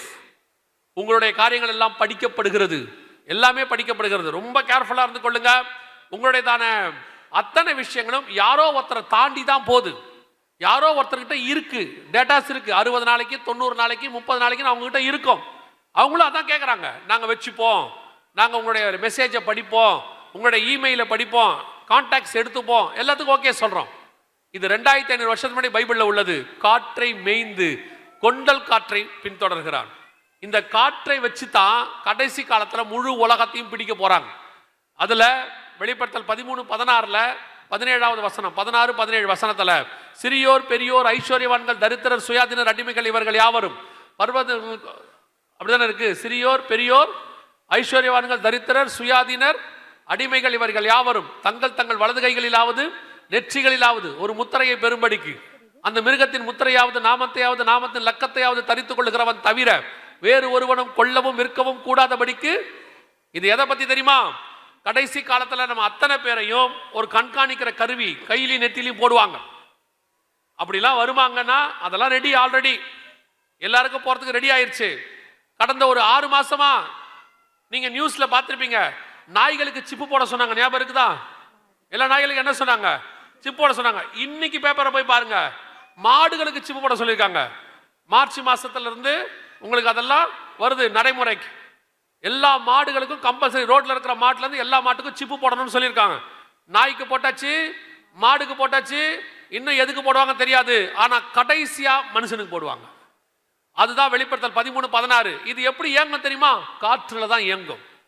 கண்காணிக்கிறது காத்துல. உங்க செல்போன் எப்படி இயங்குதோ அதே மாதிரி சிப்பு இயங்க போகுது. உங்க செல்போனுக்குள்ள ஒரு சிப்பு இருக்கு, நம்ம போடுறோம்ல சிம் கார்டு, அந்த மாதிரி இந்த கையிலையும் நெத்திலையும் வைக்கிறதுல சிப்பு இருக்கு. காற்றை மேய்ந்து கொண்டல் காற்றை பின்தொடர்கிறான். ஆண்டவர் சொன்ன கடைசி காலத்தின் காற்று ஆளுகை செய்வது. ஒரு வசனம் வாசிங்களேன். எபேசியருக்கு நிருபம் 2ஆம் அதிகாரம் 1-2 வசனங்களை வாசிங்க. எபேசியர் 2:1-2 வாசிங்க. அக்கிரமங்களினாலும் பாவங்களினாலும் மரித்தவர்களாயிருந்த உங்களை உயிர்ப்பித்தார். அவைகளில் நீங்கள் முற்காலத்திலே இவ்வுலக வழக்கத்திற்கேற்றபடியாகவும் கீழ்ப்படியாமையின் பிள்ளைகளிடத்தில் இப்பொழுது கிரியை செய்கிற ஆகாயத்து அதிகார பிரபுவாகிய, அந்த ஆகாயத்து அதிகார பிரபுன்னு இருக்குல்ல, இங்கிலீஷ்ல பாத்தீங்கன்னா பிரின்ஸ் ஆஃப் விண்ட்னு இருக்கும், இல்லைன்னா ஏர்னு இருக்கும். ஆகாயத்து அதிகார பிரபு, பிரின்ஸ் ஆஃப் விண்ட் அப்படின்னா என்ன அர்த்தம்னா, கடைசி காலத்துல காற்றுக்கு அதிபதி தான் வேலை செய்வானாம். காற்றை ஆளுகை செய்யக்கூடிய பிசாசினுடையதான அதிகார பிரபு அப்படின்னு இருக்கு. அதுதான் இன்னைக்கு டோட்டல் உலகத்தையும் காத்துல பிடிச்சி வச்சிருக்காங்க. ஏறக்குறைய 7000, 8000, 12000 சேட்டலைட் கிட்ட இருக்குதாமா.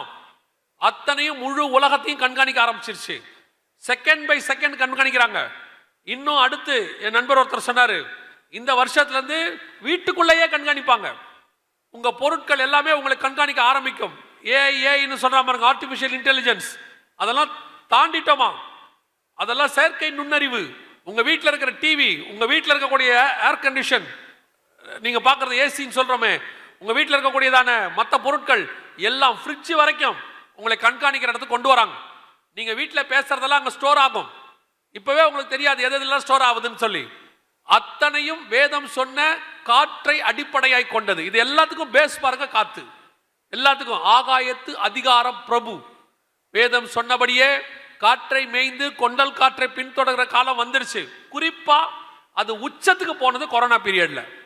அதுக்கு முன்னாடி ஸ்கூல் எல்லாம் ஆன்லைன்ல இல்ல, ஃபீஸ்லாம் கூட நம்ம போய் தான் கட்டிட்டு இருந்தோம். இப்போ ஆன்லைன் ஃபீஸ், இப்போ ஒர்க் ஃப்ரம் ஹோம், உலகம் முழுக்க ஒர்க் ஃப்ரம் ஹோம் ஆயிடுச்சு. 50% மாறிடுச்சாமா. வேலையிலிருந்து சாப்பாட்டிலிருந்து எல்லாமே காத்தை அடிப்படை ஆரம்பிச்சிருச்சு. திருப்பியும் சொல்றேன், இந்த வாழ்க்கைக்கு நீங்க ஒரு 25 வருஷமா பழக்கப்பட்டதுனால உங்களுக்கு அது சாதாரணமா இருக்குது. அது உங்களை கண்ட்ரோல் பண்ண தொடங்குதுன்னு அர்த்தம். இனி இதை விட்டு நீங்க வெளியே வரவும் முடியாது. வேதம் சொல்லுது, ஒருவரும் தப்பி போகாத காலம் ஒன்று வருகிறது, கொல்லவும் விற்கவும் வாங்கவும் விற்கவும் கூடாதபடிக்கு செய்தது. இப்ப யோசிச்சு பாருங்க, ஆன்லைன் இல்லாம உங்களால எவ்வளவு வாங்க முடியும்னு பாருங்க. ஒரு 20%, 30%.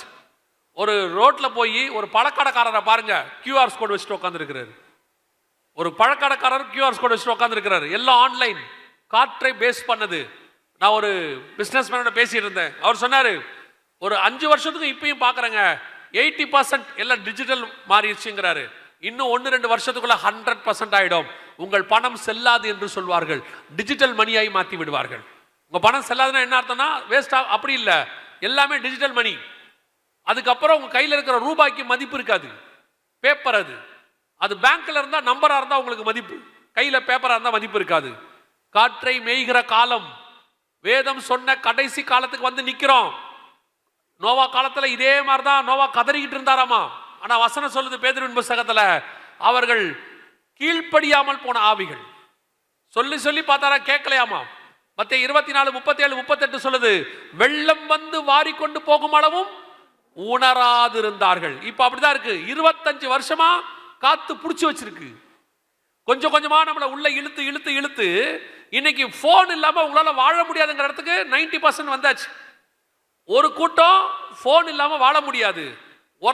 ஒரு கூட்டம் அடிக்ட் ஆயிட்டான், இன்னொரு கூட்டம் வெறியன் ஆயிட்டான். போன் எல்லாம் வாங்கினீங்கன்னா வீட்டுல ரகலையா நடக்குது. வீட்டை போட்டு உடைக்கிறான். ஒரு நிமிஷத்துக்கு ஒரு தடவை போன் எடுத்து பார்க்கறான். நாம் அந்த இடத்துக்கு வந்துட்டோம். தயவு செய்து கேர்ஃபுல்லா இருந்து கொள்ளுங்க. இதை நீங்கள் மாற்ற முடியாது, இதை எதுவும் செய்ய முடியாது. இவைகள் சம்பவிக்க தொடங்கும் போது கர்த்தருடைய வருகை சம்பவிக்கும் என்று வேதம் சொல்லுகிறது. இதெல்லாம் அடையாளம், இதெல்லாம் அடையாளம். காற்றை மேய்ந்து கொண்டல் காற்றை பின்தொடர்கிறான். அதே 12:1 ஓசியாவின் புத்தகம் சொல்லுது, காற்றை மேய்ந்து கொண்டல் காற்றை பின்தொடர்கிறான்.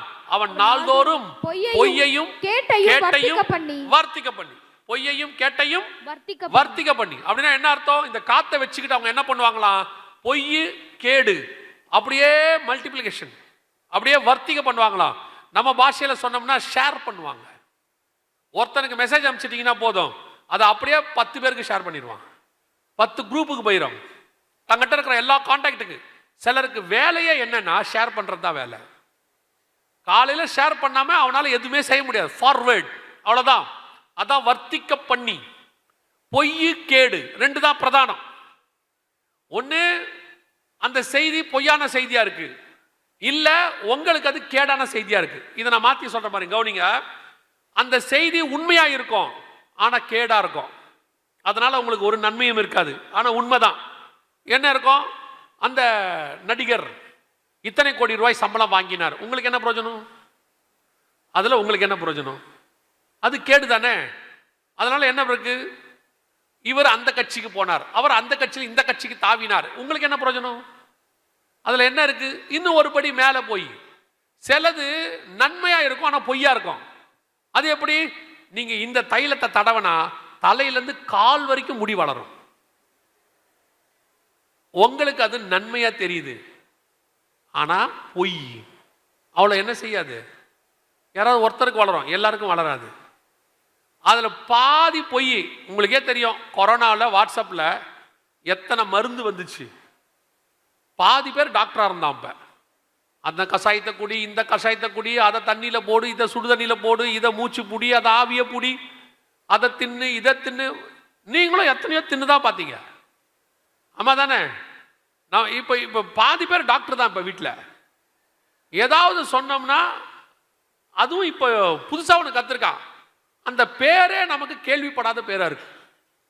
கரிசலாங்கண்ணி முகத்தை கொட்டக்கிறேன்றான், அது என்னன்னே நமக்கு தெரியாது. அதை எடுத்து அரைச்சி பொடி ஆக்கி சுடுதண்ணியில் 3 வேளை குடிச்சின்னா, அதுக்கு எதை தின்னதுனால அந்த பிரச்சனை வந்துச்சோ அதை திங்காம இருந்தா போதாது, திங்க வேறதை தின்னுபிட்டு அப்புறம் இதை குடி அதை குடிங்கிறான். அதுக்கு பேசாம இதை சாப்பிடாம இருந்தா வேலை முடிச்சு தானே. இன்னைக்கு கடைசி காலத்தில் வாட்ஸ்அப்லையும் ஃபேஸ்புக்லையும் வரதுல மெஜாரிட்டி மேக்சிமம் பொய், மீதம் கேடம். ஒரு 5-10% தான் நன்மை இருக்கு நமக்கு. வேதம் சொன்னது ஓசியா 12:1, அவன் நாள்தோறும் பொய்யையும் கேட்டையும் வர்த்திக்க பண்ணி. இதுல இன்னொன்னு நான் சொல்லிட்டு அடுத்த பாயிண்ட்டுக்கு போறேன். விசுவாசிகள் கவனிங்க, நீங்கள் இன்னொருத்தருக்கு ஃபார்வர்ட் பண்றது நன்மையானதும் புரோஜனமானதும் உண்மையா இருக்குதான் மட்டும் பாருங்க. இன்னைக்கு கடைசி காலத்துல விசுவாசிகளுக்கு நல்ல விஷயத்தையே நீங்க பார்க்க தயாரா இல்லை. இப்ப நீங்க எப்படி ஆயிட்டீங்கன்னு கேட்டீங்கன்னா, இந்த யூடியூப்லாம் தம்ப்நெயில் ஒன்று கொடுக்குறாங்க. இப்ப அந்த தம்ப்நெயில் எப்படி இருக்கணும்னு கேட்டீங்கன்னா, இந்த கிறிஸ்தவ சேனல்களே இருக்கு, அதுகளே அப்படித்தான். நிறைய கிறிஸ்தவ சேனல் இருக்கு. இவங்கெல்லாம் என்னை பொறுத்த வரைக்கும் இயேசுவ வியாபாரி. இவங்கெல்லாம் வியாபாரத்துக்கு சம்பாதிக்கிறவங்க. ஒரு விஷயத்தை பார்க்க வைக்கணும், அதுக்கு இவங்க பண்ற சேட்டை இருக்குல்ல. என்னையே எப்படி மாத்தி வச்சிருக்கான்னு கேட்டீங்கன்னா, திடுக்கிடும் செய்தி எம்டி ஜெகன். ஆக்சுவலா முதல்ல திடுக்கிடுக்கிறது நான் தான். என்னதான் போட்டாங்கன்னு தெரியலையே. இந்த தம்ப்நெயில்ல போடுறவங்களை கண்டுபிடிச்சு, டே தம்ப்நெயில மாத்துக்கடா மாத்துக்கடான்னு சொல்றதே எங்களுக்கு வேலையா இருக்கு. அப்படி என்ன ஒரு சீப்பான வியாபாரம் வேண்டி கிடக்கு பணம் சம்பாதிக்கிறதுல? இயேசுநாதர் இந்த மாதிரி ஒரு திடுக்கிடும் செய்தியை கொடுத்தாருன்னா எத்தனை பேர் ரட்சிக்கப்பட்டுருவாங்க? ஆமா தானே? வானத்துல இருந்து 2 கை அப்படி நீட்டி 2 கையிலையும் ரத்தம் சொட்ட சொட்ட வந்துச்சுன்னா, இதை விட பெரிய காஸ்பல் என்ன இருக்கு? இன்னைக்கு இருக்கிற டெக்னாலஜிக்கு முழு உலகத்துக்கும் 15 நிமிஷத்துல பரவிடும். வானத்துல 2 கை, 2 கையிலும் ரத்தம் சொட்டுது, அது இயேசுதான் வந்துட்டாருன்னா சுவிசேஷம் முடிஞ்சிருச்சா இல்லையா? ஆனா இயேசு அப்படி சொல்ல விரும்பவில்லை. பயமுறுத்தி ஒருத்தனை ரட்சிக்க கர்த்தர் விரும்பல. இந்த மாதிரி அட்ராக்டிவ் ஒரு மாதிரி இப்ப இருக்கவங்க அப்படி இருக்காங்க. அடுத்து கொலை நடுங்க ஒருத்தர் வைக்கிறாரு தம்ப்நெயில், கொலை நடுங்கும் செய்தி. யார் கொலைக்கு யார் நடுங்கிறது? எதுக்கு அப்படி வெப்பிய? யோசிச்சு பாருங்க. இது எப்படி இருக்கு தெரியுமா? இந்த பைபிளுக்கு அட்டை போடும் போது எப்படி போட வேண்டியதா இருக்கு? பரிசுத்த வேதாகம்னு அழகா போட்டிருக்கோம்ல. இனிமேட்டு இந்த ஆளுங்கிட்ட அதை கொடுத்துட்டீங்கன்னா, அடுத்து சோதோமில் நடந்தது என்ன, வேதாகமத்தை வாசித்து பாருன்னு அட்டை போட்டுருவான். அப்படித்தான் போடுவான் இவெல்லாம். வியாபாரி, பிசினஸ்மேன். கவனிச்சுக்கொள்ளுங்க விசுவாசிகள், அவங்க அப்படி போடுறதுக்கு காரணம் நீங்க தான். நீங்க நல்ல தம்ப்நெயில் வச்சா பாக்குறது இல்லை தெரியுமா? பரலோகத்துக்கு போகிற 7 வழிகள், உள்ளே போக மாட்டீங்க நீங்க.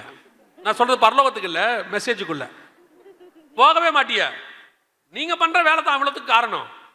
சில மனுஷங்கள்லாம் நல்ல செய்தி, நானே போய் பார்க்குறேன், நல்ல செய்தி போடுறாங்க. அந்த மனுஷன் நல்ல செய்தி போகும்போது யாரா பார்க்குறீங்களா? போக மாட்டீங்க. அவர் இப்படி போடுறாரு. இப்போ அந்த ஊழியக்காரன் வாழ்க்கையில் நடந்த மர்மம், மொத்த பேர் போய் குமீறீங்க உள்ள.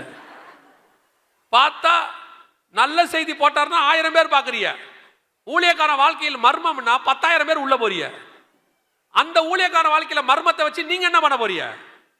உங்களுக்கு என்ன பிரயோஜனம்? அதனால உடனே ஃபார்வர்ட், இமிடியேட்டா ஃபார்வர்ட் பண்ணி விட்டுட்டு அந்த அனுப்பின ஆளு பாக்காட்டி ப்ளூடிக்கு வராட்டி போன் பண்ணி கேக்குது, நான் உன்னை அனுப்பினே பார்க்கலையா இன்னும், அதை பார்த்துட்டு கூப்பிடு.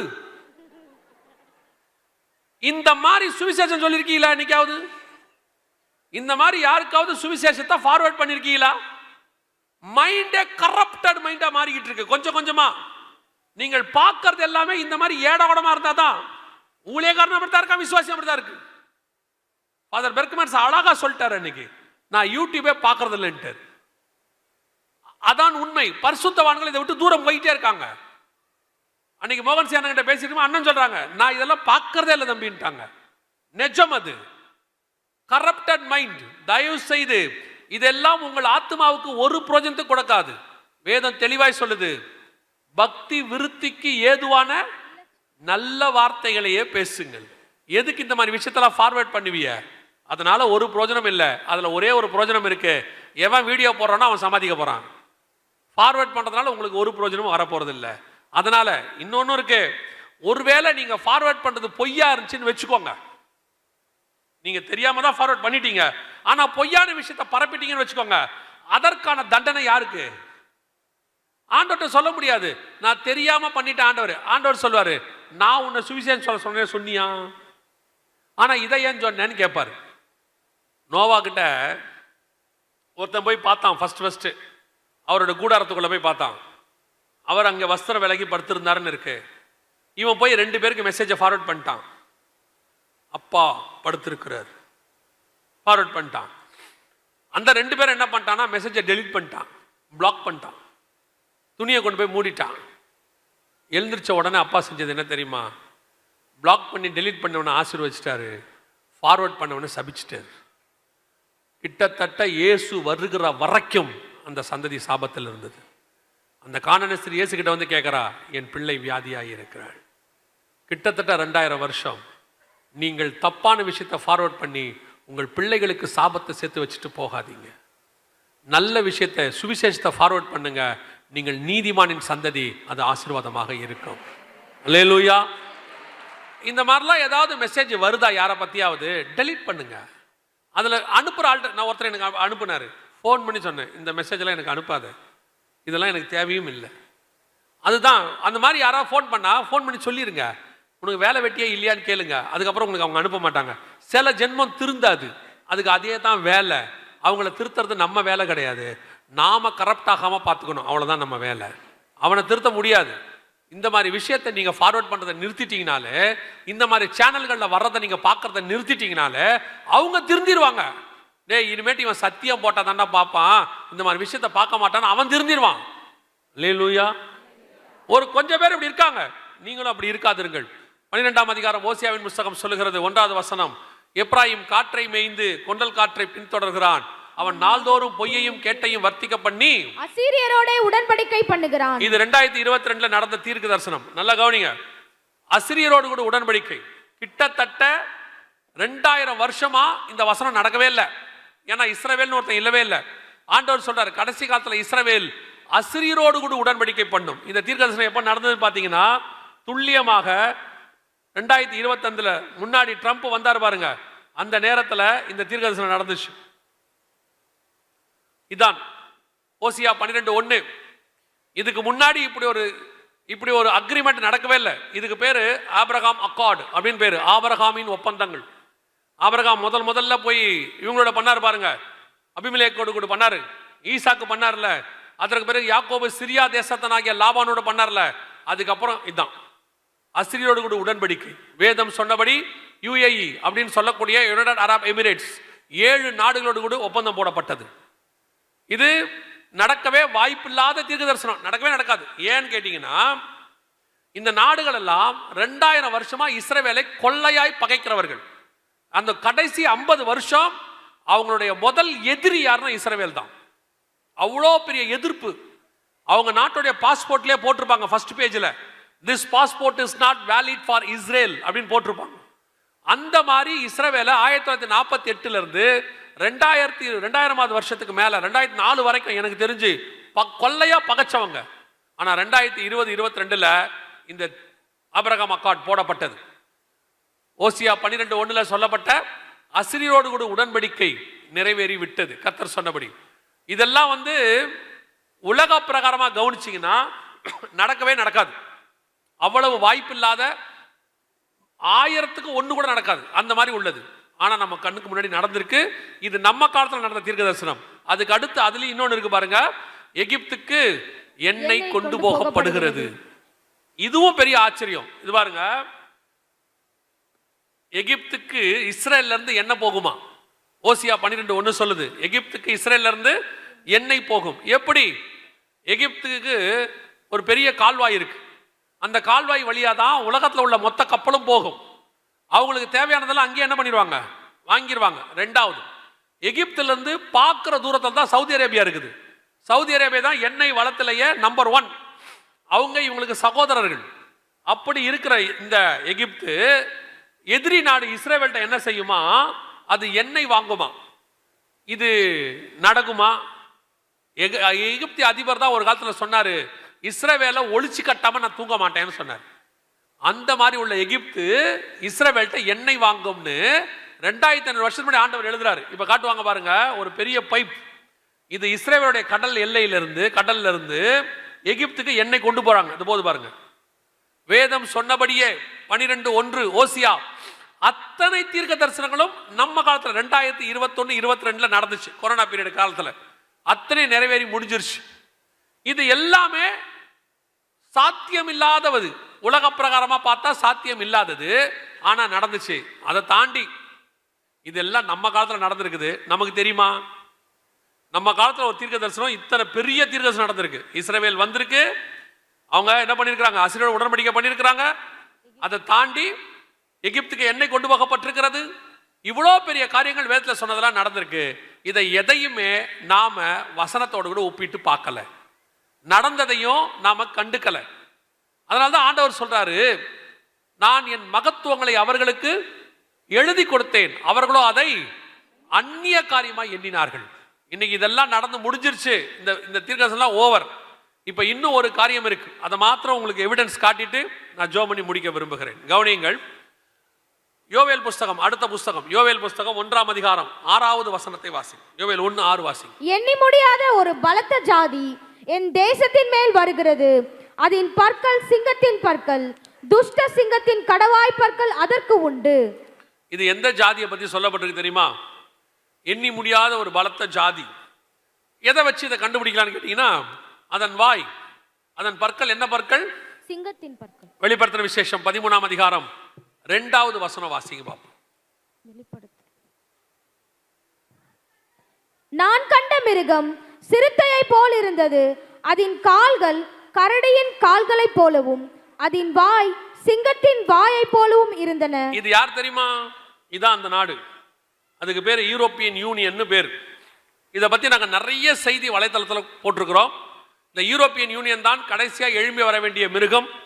அதனுடையதான காரியத்தை தான் வெளிப்படுத்தல் 13 ஆண்டவர் சொல்றாரு. இது கடைசியா என்ன பண்ணுமா, எண்ணி முடியாத ஒரு பலத்த ஜாதி என் தேசத்தின் மேல் வரும். வெளிப்படுத்தல் 13:1 சமுத்திரத்தில் ஒரு மிருகம் கடற்கரையை நோக்கி வரும் இருக்கு. கடற்கரைன்னா ஓசியா 1:10 படி இஸ்ரவேல். சமுத்திரம் என்றால் உலகத்தில் உள்ள ஜனங்கள், எண்ணி முடியாத ஜனங்கள். இது ஓசியால மன்னிக்கணும், யோவேல்ல சொன்ன தீர்க்க தரிசனத்தினுடைய யோவானுக்கு வெளிப்படுத்தப்பட்டது. இந்த ஜாதி, இந்த யூரோப்பியன் யூனியன் எழும்பி வந்து என்ன செய்யுமா, உலகத்தையே பிடிக்குமா. இந்த யூரோப்பியன் யூனியன் இப்போ உலகம் முழுக்க எல்லாரையும் பிடிக்க தொடங்கி ஆரம்பிச்சிருச்சு. இந்தியா வரைக்கும் வந்திருக்கு. நல்லா கவனிச்சிங்கன்னா, இந்தியா வரைக்கும் வந்து ரிபப்ளிக் டேல இந்தியன் கவர்மெண்டோட இவங்க வந்திருக்கிறாங்க. ஒரு சைன் பண்ணியிருக்காங்க, மதர் ஆஃப் ஆல் டீல்ஸ் பேர். இந்த மாதிரி உலகம் முழுக்க எல்லா நாட்டோடையும் பண்றாங்க. 9ஆம் அதிகாரம் தானியேல் 27 சொல்லுது, அவர்கள் அநேகரோடு கூட உடன்படிக்கை ஏற்படுத்தி, அவர் ஒரு வாரம் அளவும் அநேகருக்கு உடன்படிக்கையை உறுதிப்படுத்தி அப்படின்னு இருக்கும். இந்த யூரோப்பியன் யூனியனுடையதான டீல் அல்லது ஒப்பந்தம் இன்னைக்கு உலகம் முழுக்க வந்துருச்சு. எண்ணி முடியாத ஒரு பலத்த ஜாதி இப்ப எழும்பி ரெடியா இருக்கு. வேதத்தில் சொன்ன 13ஆம் அதிகாரத்தினுடைய அரசாங்கம் கரெக்டா இவங்களுக்குள்ள பாத்தீங்கன்னா தலைமை பீடத்துல 10 பேர் இருப்பாங்க. தலைமை பீடத்துல வேதம் சொல்லுது 10 கொம்புகள் இருக்கும்னு இருக்கு. எல்லாமே இவங்களுக்கு கரெக்டா பொருந்தி போகும். இன்னைக்கு இவர்கள் உலகம் முழுவதும் தங்கள் கண்ட்ரோல்ல கொண்டு வருவதற்கான எல்லா காரியங்களையும் செய்ய தொடங்கி விட்டார்கள். எல்லா நாட்டுக்கும் டிராவல் பண்ண ஆரம்பிச்சுட்டாங்க. இவங்களை பத்தி எடுக்கணும்னா தனி செய்தி எடுக்கணும், 1.5 மணி நேரம் இவங்களை பத்தி மட்டுமே எடுக்கணும். அவ்வளவு தீர்க்க தரிசனம் இவங்களை பத்தி பைபிள்ல இருக்கு. அது அத்தனையும் நம்ம காலத்துல நடக்குது. இப்போ நான் சொல்ல 2026 இவர்கள் பிரயாணப்பட தொடங்கி விட்டார்கள். அவர் சொல்லுவாங்க உலகம் முழுக்க இவங்க போவாங்கன்னு இருக்கும். 16ஆம் அதிகாரம் வெளிப்படுத்தின விசேஷத்துல இவங்க போய் பூமியின் ராஜாக்களை ஆயத்தம் பண்ணுவாங்கன்னு இருக்கும். அதெல்லாம் இப்ப இவங்க செய்ய தொடங்கிட்டாங்க. இதெல்லாம் எதுக்கு உங்களுக்கு சொல்றேன் தெரியுமா? கவனிச்சுக்கொள்ளுங்க, நான் முடிக்க போறேன். ஏன் இதெல்லாம் உங்களுக்கு சொல்றேன் தெரியுமா?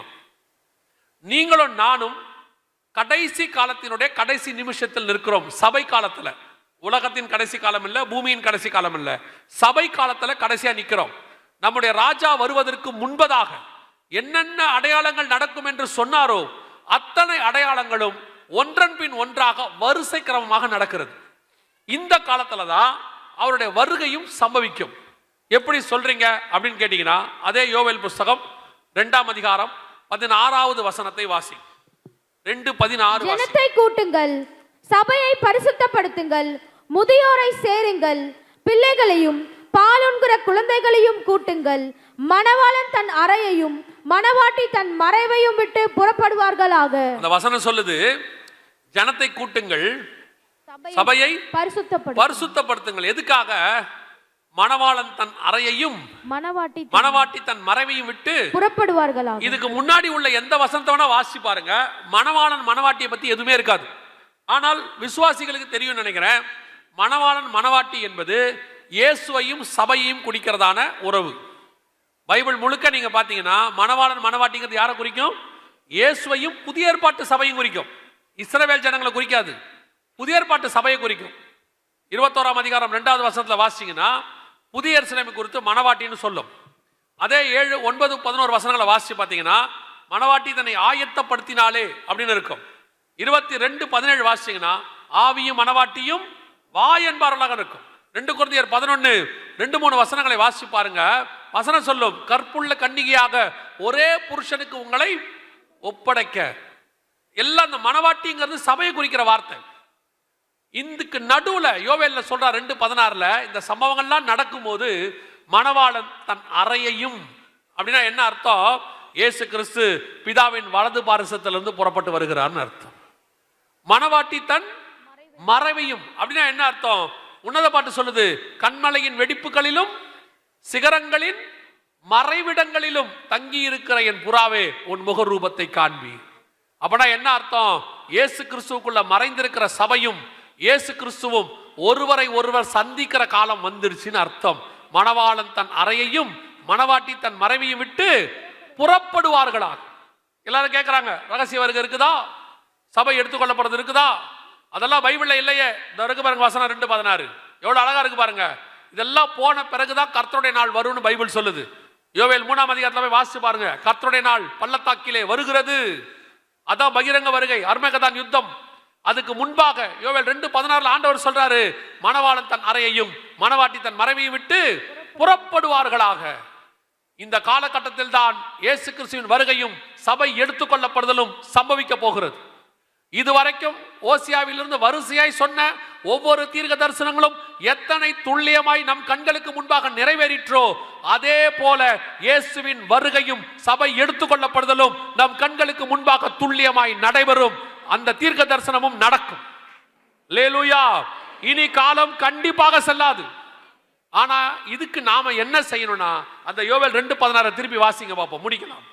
ஜனத்தை கூட்டுங்கள், ஜனத்தை கூட்டுங்கள், சபையை பரிசுத்தப்படுத்துங்கள். அப்ப ஜனத்தை கூட்டியாச்சு.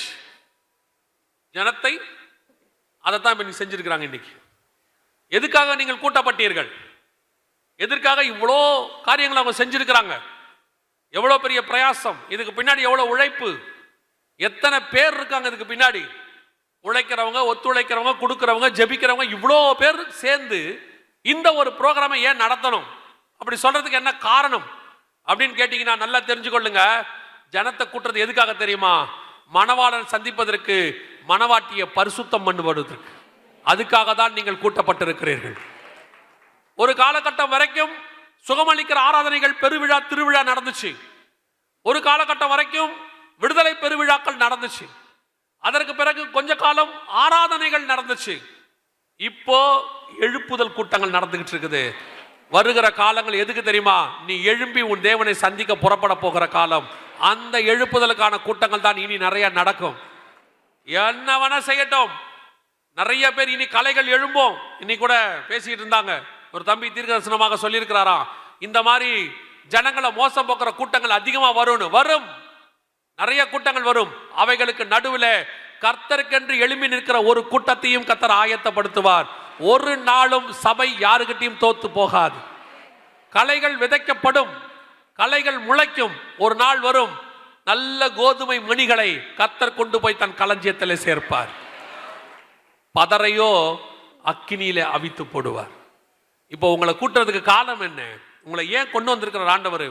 இந்த காரியங்கள்லாம் சொல்றதுக்கான அர்த்தம் என்ன? ஏன் அப்படின்னு கேட்டீங்கன்னா, ஏதோ அவங்களுக்கு ஒரு கூட்டம் நடத்தணும், தங்களை பத்தி ப்ரொபகண்டா பண்ணணும், அதெல்லாம் கிடையாது. அப்படின்னு நினைச்சாங்கன்னா ஒரு யூடியூப் சேனல் ஆரம்பிச்சு அதுலேயே 2 பேரும் உட்காந்து பேசிக்கலாம். அதுலேயே அவங்கள பத்தி அவங்க பேசிக்க முடியும். இந்த கூட்டங்கள் நடத்துவதற்கு காரணம் என்ன தெரியுமா?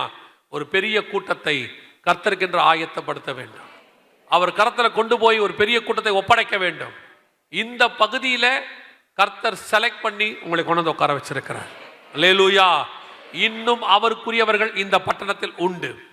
ஆண்டவர் எங்களுக்கு எப்பவுமே சொன்ன ஒரு காரியம், எந்த கூட்டத்துக்கு கூப்பிட்டாலும் அவர் ஆரம்பிக்கும் போது சொன்னார்ல, அவர் எதையுமே கேட்கலன்னு.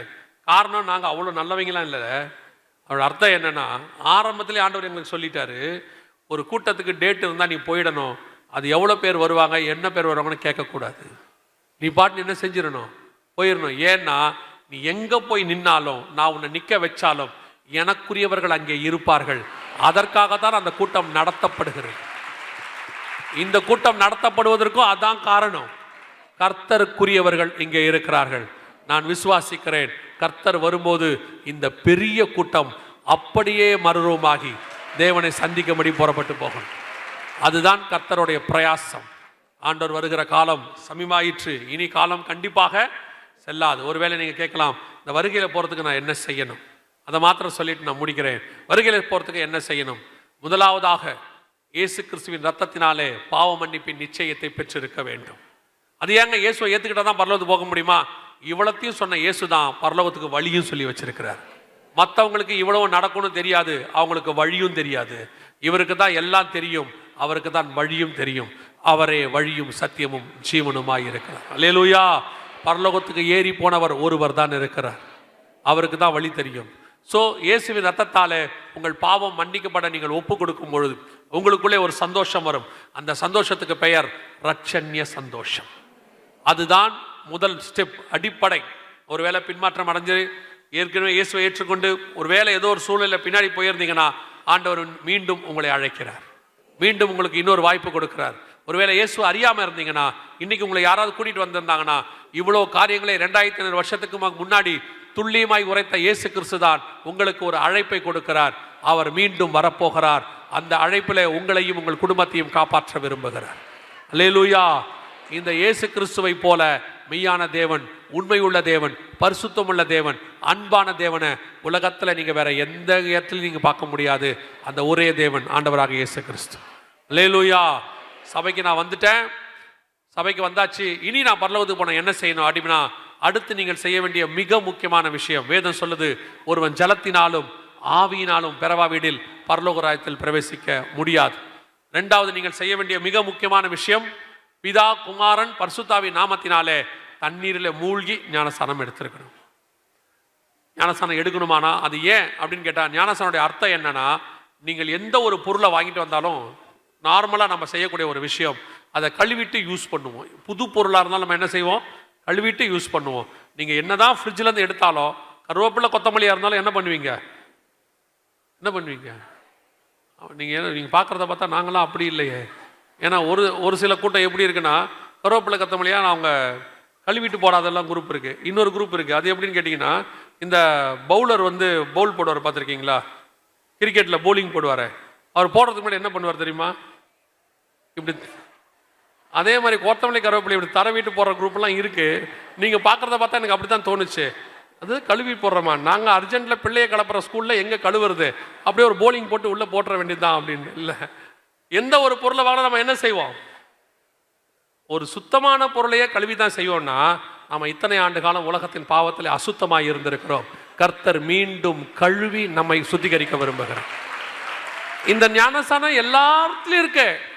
ஆனா அதை சொல்லி கொடுத்தது நம்முடைய ஆண்டவர் தான் முதலாவது. அல்லேலூயா.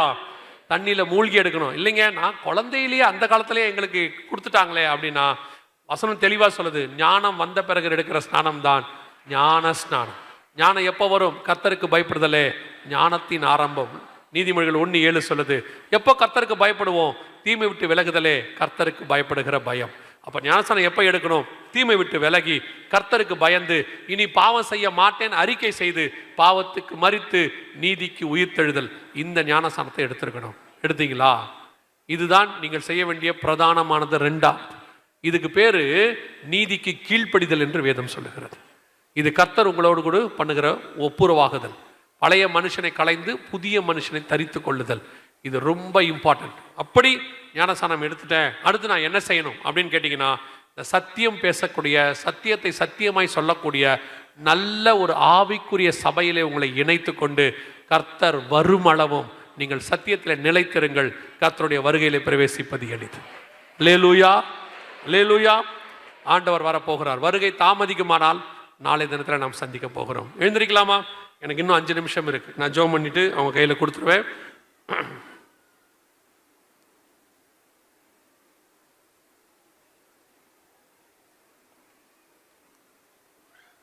எல்லா கண்களை மூடுவோம். சரியா 5 நிமிஷம் பேச வேண்டாம். இவ்வளவு நேரம் ரொம்ப அமைதியா நீங்க கேட்டீங்க. ரொம்ப சந்தோஷம். கர்த்தர் உங்களை ஆசீர்வதிப்பார். அதே அமைதி அடுத்த 5 நிமிஷத்துக்கு 5 minutes, 5 more minutes. இதுதான் இந்த கூட்டத்தினுடைய ரொம்ப இம்பார்ட்டன்ட். இவ்வளவு நேரத்தில் நீங்க கேட்டதெல்லாம் இன்ஃபர்மேஷன். இனி நடக்க போறதுதான் டிரான்ஸ்ஃபர்மேஷன். இந்த ஜெபம் தான் இருக்கிறதுல ரொம்ப இம்பார்ட்டன்ட். நாம் ஜெபிக்க போகிறோம். கண்களை மூடுவோமா? நாம எல்லாரும் சரியா 5 நிமிஷத்தில் நான் முடிச்சிருவேன். கண்களை மூடுவோம். 1 கொரிந்தியர் 11:31 சொல்லுது, நம்மை நாமே நிதானித்து அறிந்தோமானால் நாம் நியாயம் தீர்க்கப்படும். உங்களை ஆராய்ந்து பாருங்கள். இந்த கிறிஸ்துவின் வருகையில நீங்கள் பிரவேசிப்பீங்களா? இயேசு சொன்ன இத்தனை காரியங்களும் துல்லியமாய் நடக்குமானால் அவர் வருவேன் என்கிற தீர்க்க தரிசனமும் துல்லியமாய் நடக்கும். அப்படியானால் இந்த வருகையில நான் போகிறதுக்கு என்னை முழுவதுமா தாழ்த்துகிறேன். அவருடைய ரத்தத்தால கழுவ என்னை ஒப்பு கொடுக்கிறேன். அவரை என் சொந்த ரட்சகரா நான் ஏற்றுக்கொள்ளுகிறேன். இதுவரைக்கும் இருந்த பாவங்கள் எல்லாத்தையும் நான் விட்டு விடுகிறேன். இயேசுவே என் உள்ளத்தில் வாரும், என் பாவத்தை மன்னியும், உம்முடைய பிள்ளையாய் என்னை ஏற்றுக்கொள்ளும். இதை நீங்க முழு இருதயத்தோடும், உங்க முழு ஆத்மாவோடும், உங்க முழு பலத்தோடு நீங்க சொன்னா போதும். இயேசு உங்களிடத்தில் வேற எதையும் கேட்கவில்லை. அவர் கேட்கிறது ஒன்னே ஒண்ணுதான், உங்களுடைய மனம். மனம் திரும்புங்கள், பரலோக ராஜ்யம் சமீபமாய் இருக்கிறது. உங்களுக்காக அவர் எல்லாவற்றையும் செஞ்சிட்டார். ஜஸ்ட் ஆண்டவர் உங்ககிட்ட கேட்டது கமிட்மெண்ட், ஒப்பு கொடுத்தல் மட்டும். ஒரே ஒரு நிமிஷம் கண்களை மூடி அமைதியா அப்படி ஒப்பு கொடுக்க விரும்புறவங்க உங்க இருதயத்தை ஆண்டவருக்கு நேரா, என்ன பாவம் இருந்தாலும் அதை ஆண்டவர்கிட்ட ஒப்பு கொடுங்க. ஆண்டவரே, இயேசு கிறிஸ்துவின் ரத்தம் சகல பாவங்களையும் மன்னிக்கும். நீ யாராயிருந்தாலும் இயேசு மன்னிக்க வல்லமை உள்ளவர். ஒரே ஒரு நிமிஷம் மட்டும் கண்களை மூடி அமைதியா ஒப்பு கொடுங்க பார்ப்போம். அந்த நேரத்தில் எல்லா கண்களை மூடி இருப்போம். ஒரே ஒரு கேள்வியை கேட்டு ஜெபித்து முடிக்க விரும்புகிறேன். நான் இன்னும் தண்ணியில மூழ்கி ஞானஸ்நானம் எடுக்கவில்லை. நான் ஞானஸ்நானமே இது வரைக்கும் எடுக்கல. இல்லை சத்தியம் தெரியும் ஆனா எடுக்கல. இல்லை எனக்கு அந்த சத்தியம் தெரியாது. ஒருவேளை நான் குழந்தையில தான் எடுத்தேன், அது ஞானஸ்நானம் இல்லைன்னு எனக்கு இப்ப தெரிஞ்சிருச்சு. நான் ஞானஸ்நானம் எடுக்க என்னை ஒப்பு கொடுக்கிறேன், தண்ணியில மூழ்கி எடுக்க என்னை ஒப்பு கொடுக்கிறேன் அப்படின்றவங்க மட்டும் உங்க வலது கரத்தை உயர்த்துங்க. நான் உங்களுக்கு ஜெபிக்கிறேன். ஞானஸ்நானம் எடுக்க ஒப்பு கொடுக்கிறவங்க, இது வரைக்கும் எடுக்காதவங்க நல்ல கரங்களை உயர்த்துங்க. அது உங்களுக்கும் தேவனுக்கும் உள்ளது. உங்கள் நிமித்தம் பரலோகம் சந்தோஷப்படும். அநேகருடைய கரங்கள். இந்த ஊழியக்காரங்க என்ன செய்யலாம்? இவங்களை என்ன செய்யலாம்? வர சொல்லலாமா?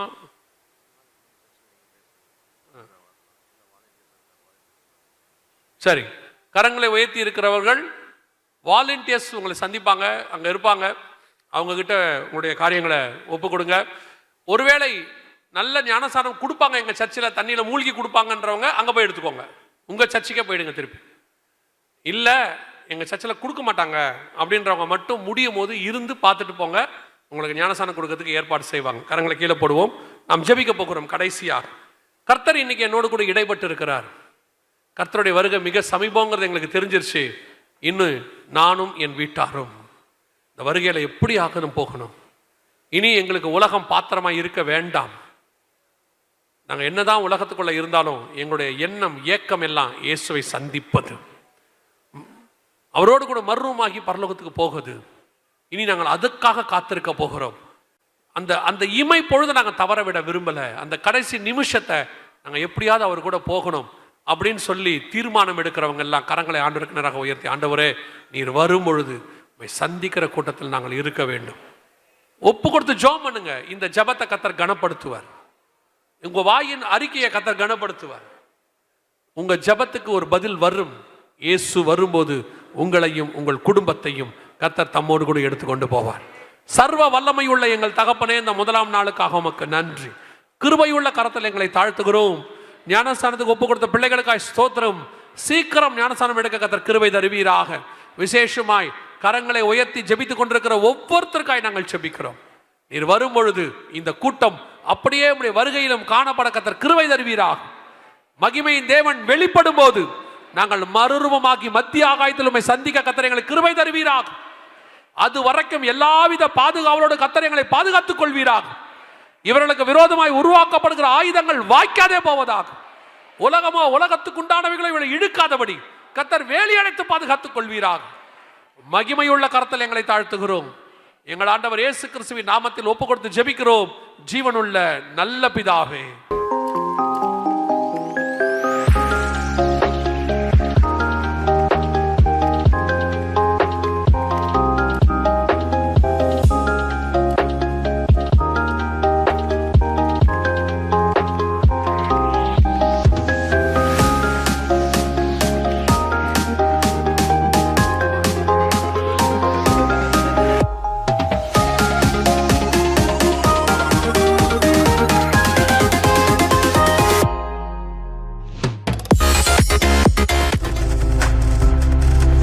நீங்கள் பார்த்துக் கொண்டிருப்பது உங்கள் ஜாய் டிவி. உங்கள் துக்கம் சந்தோஷமாய் மாறும்.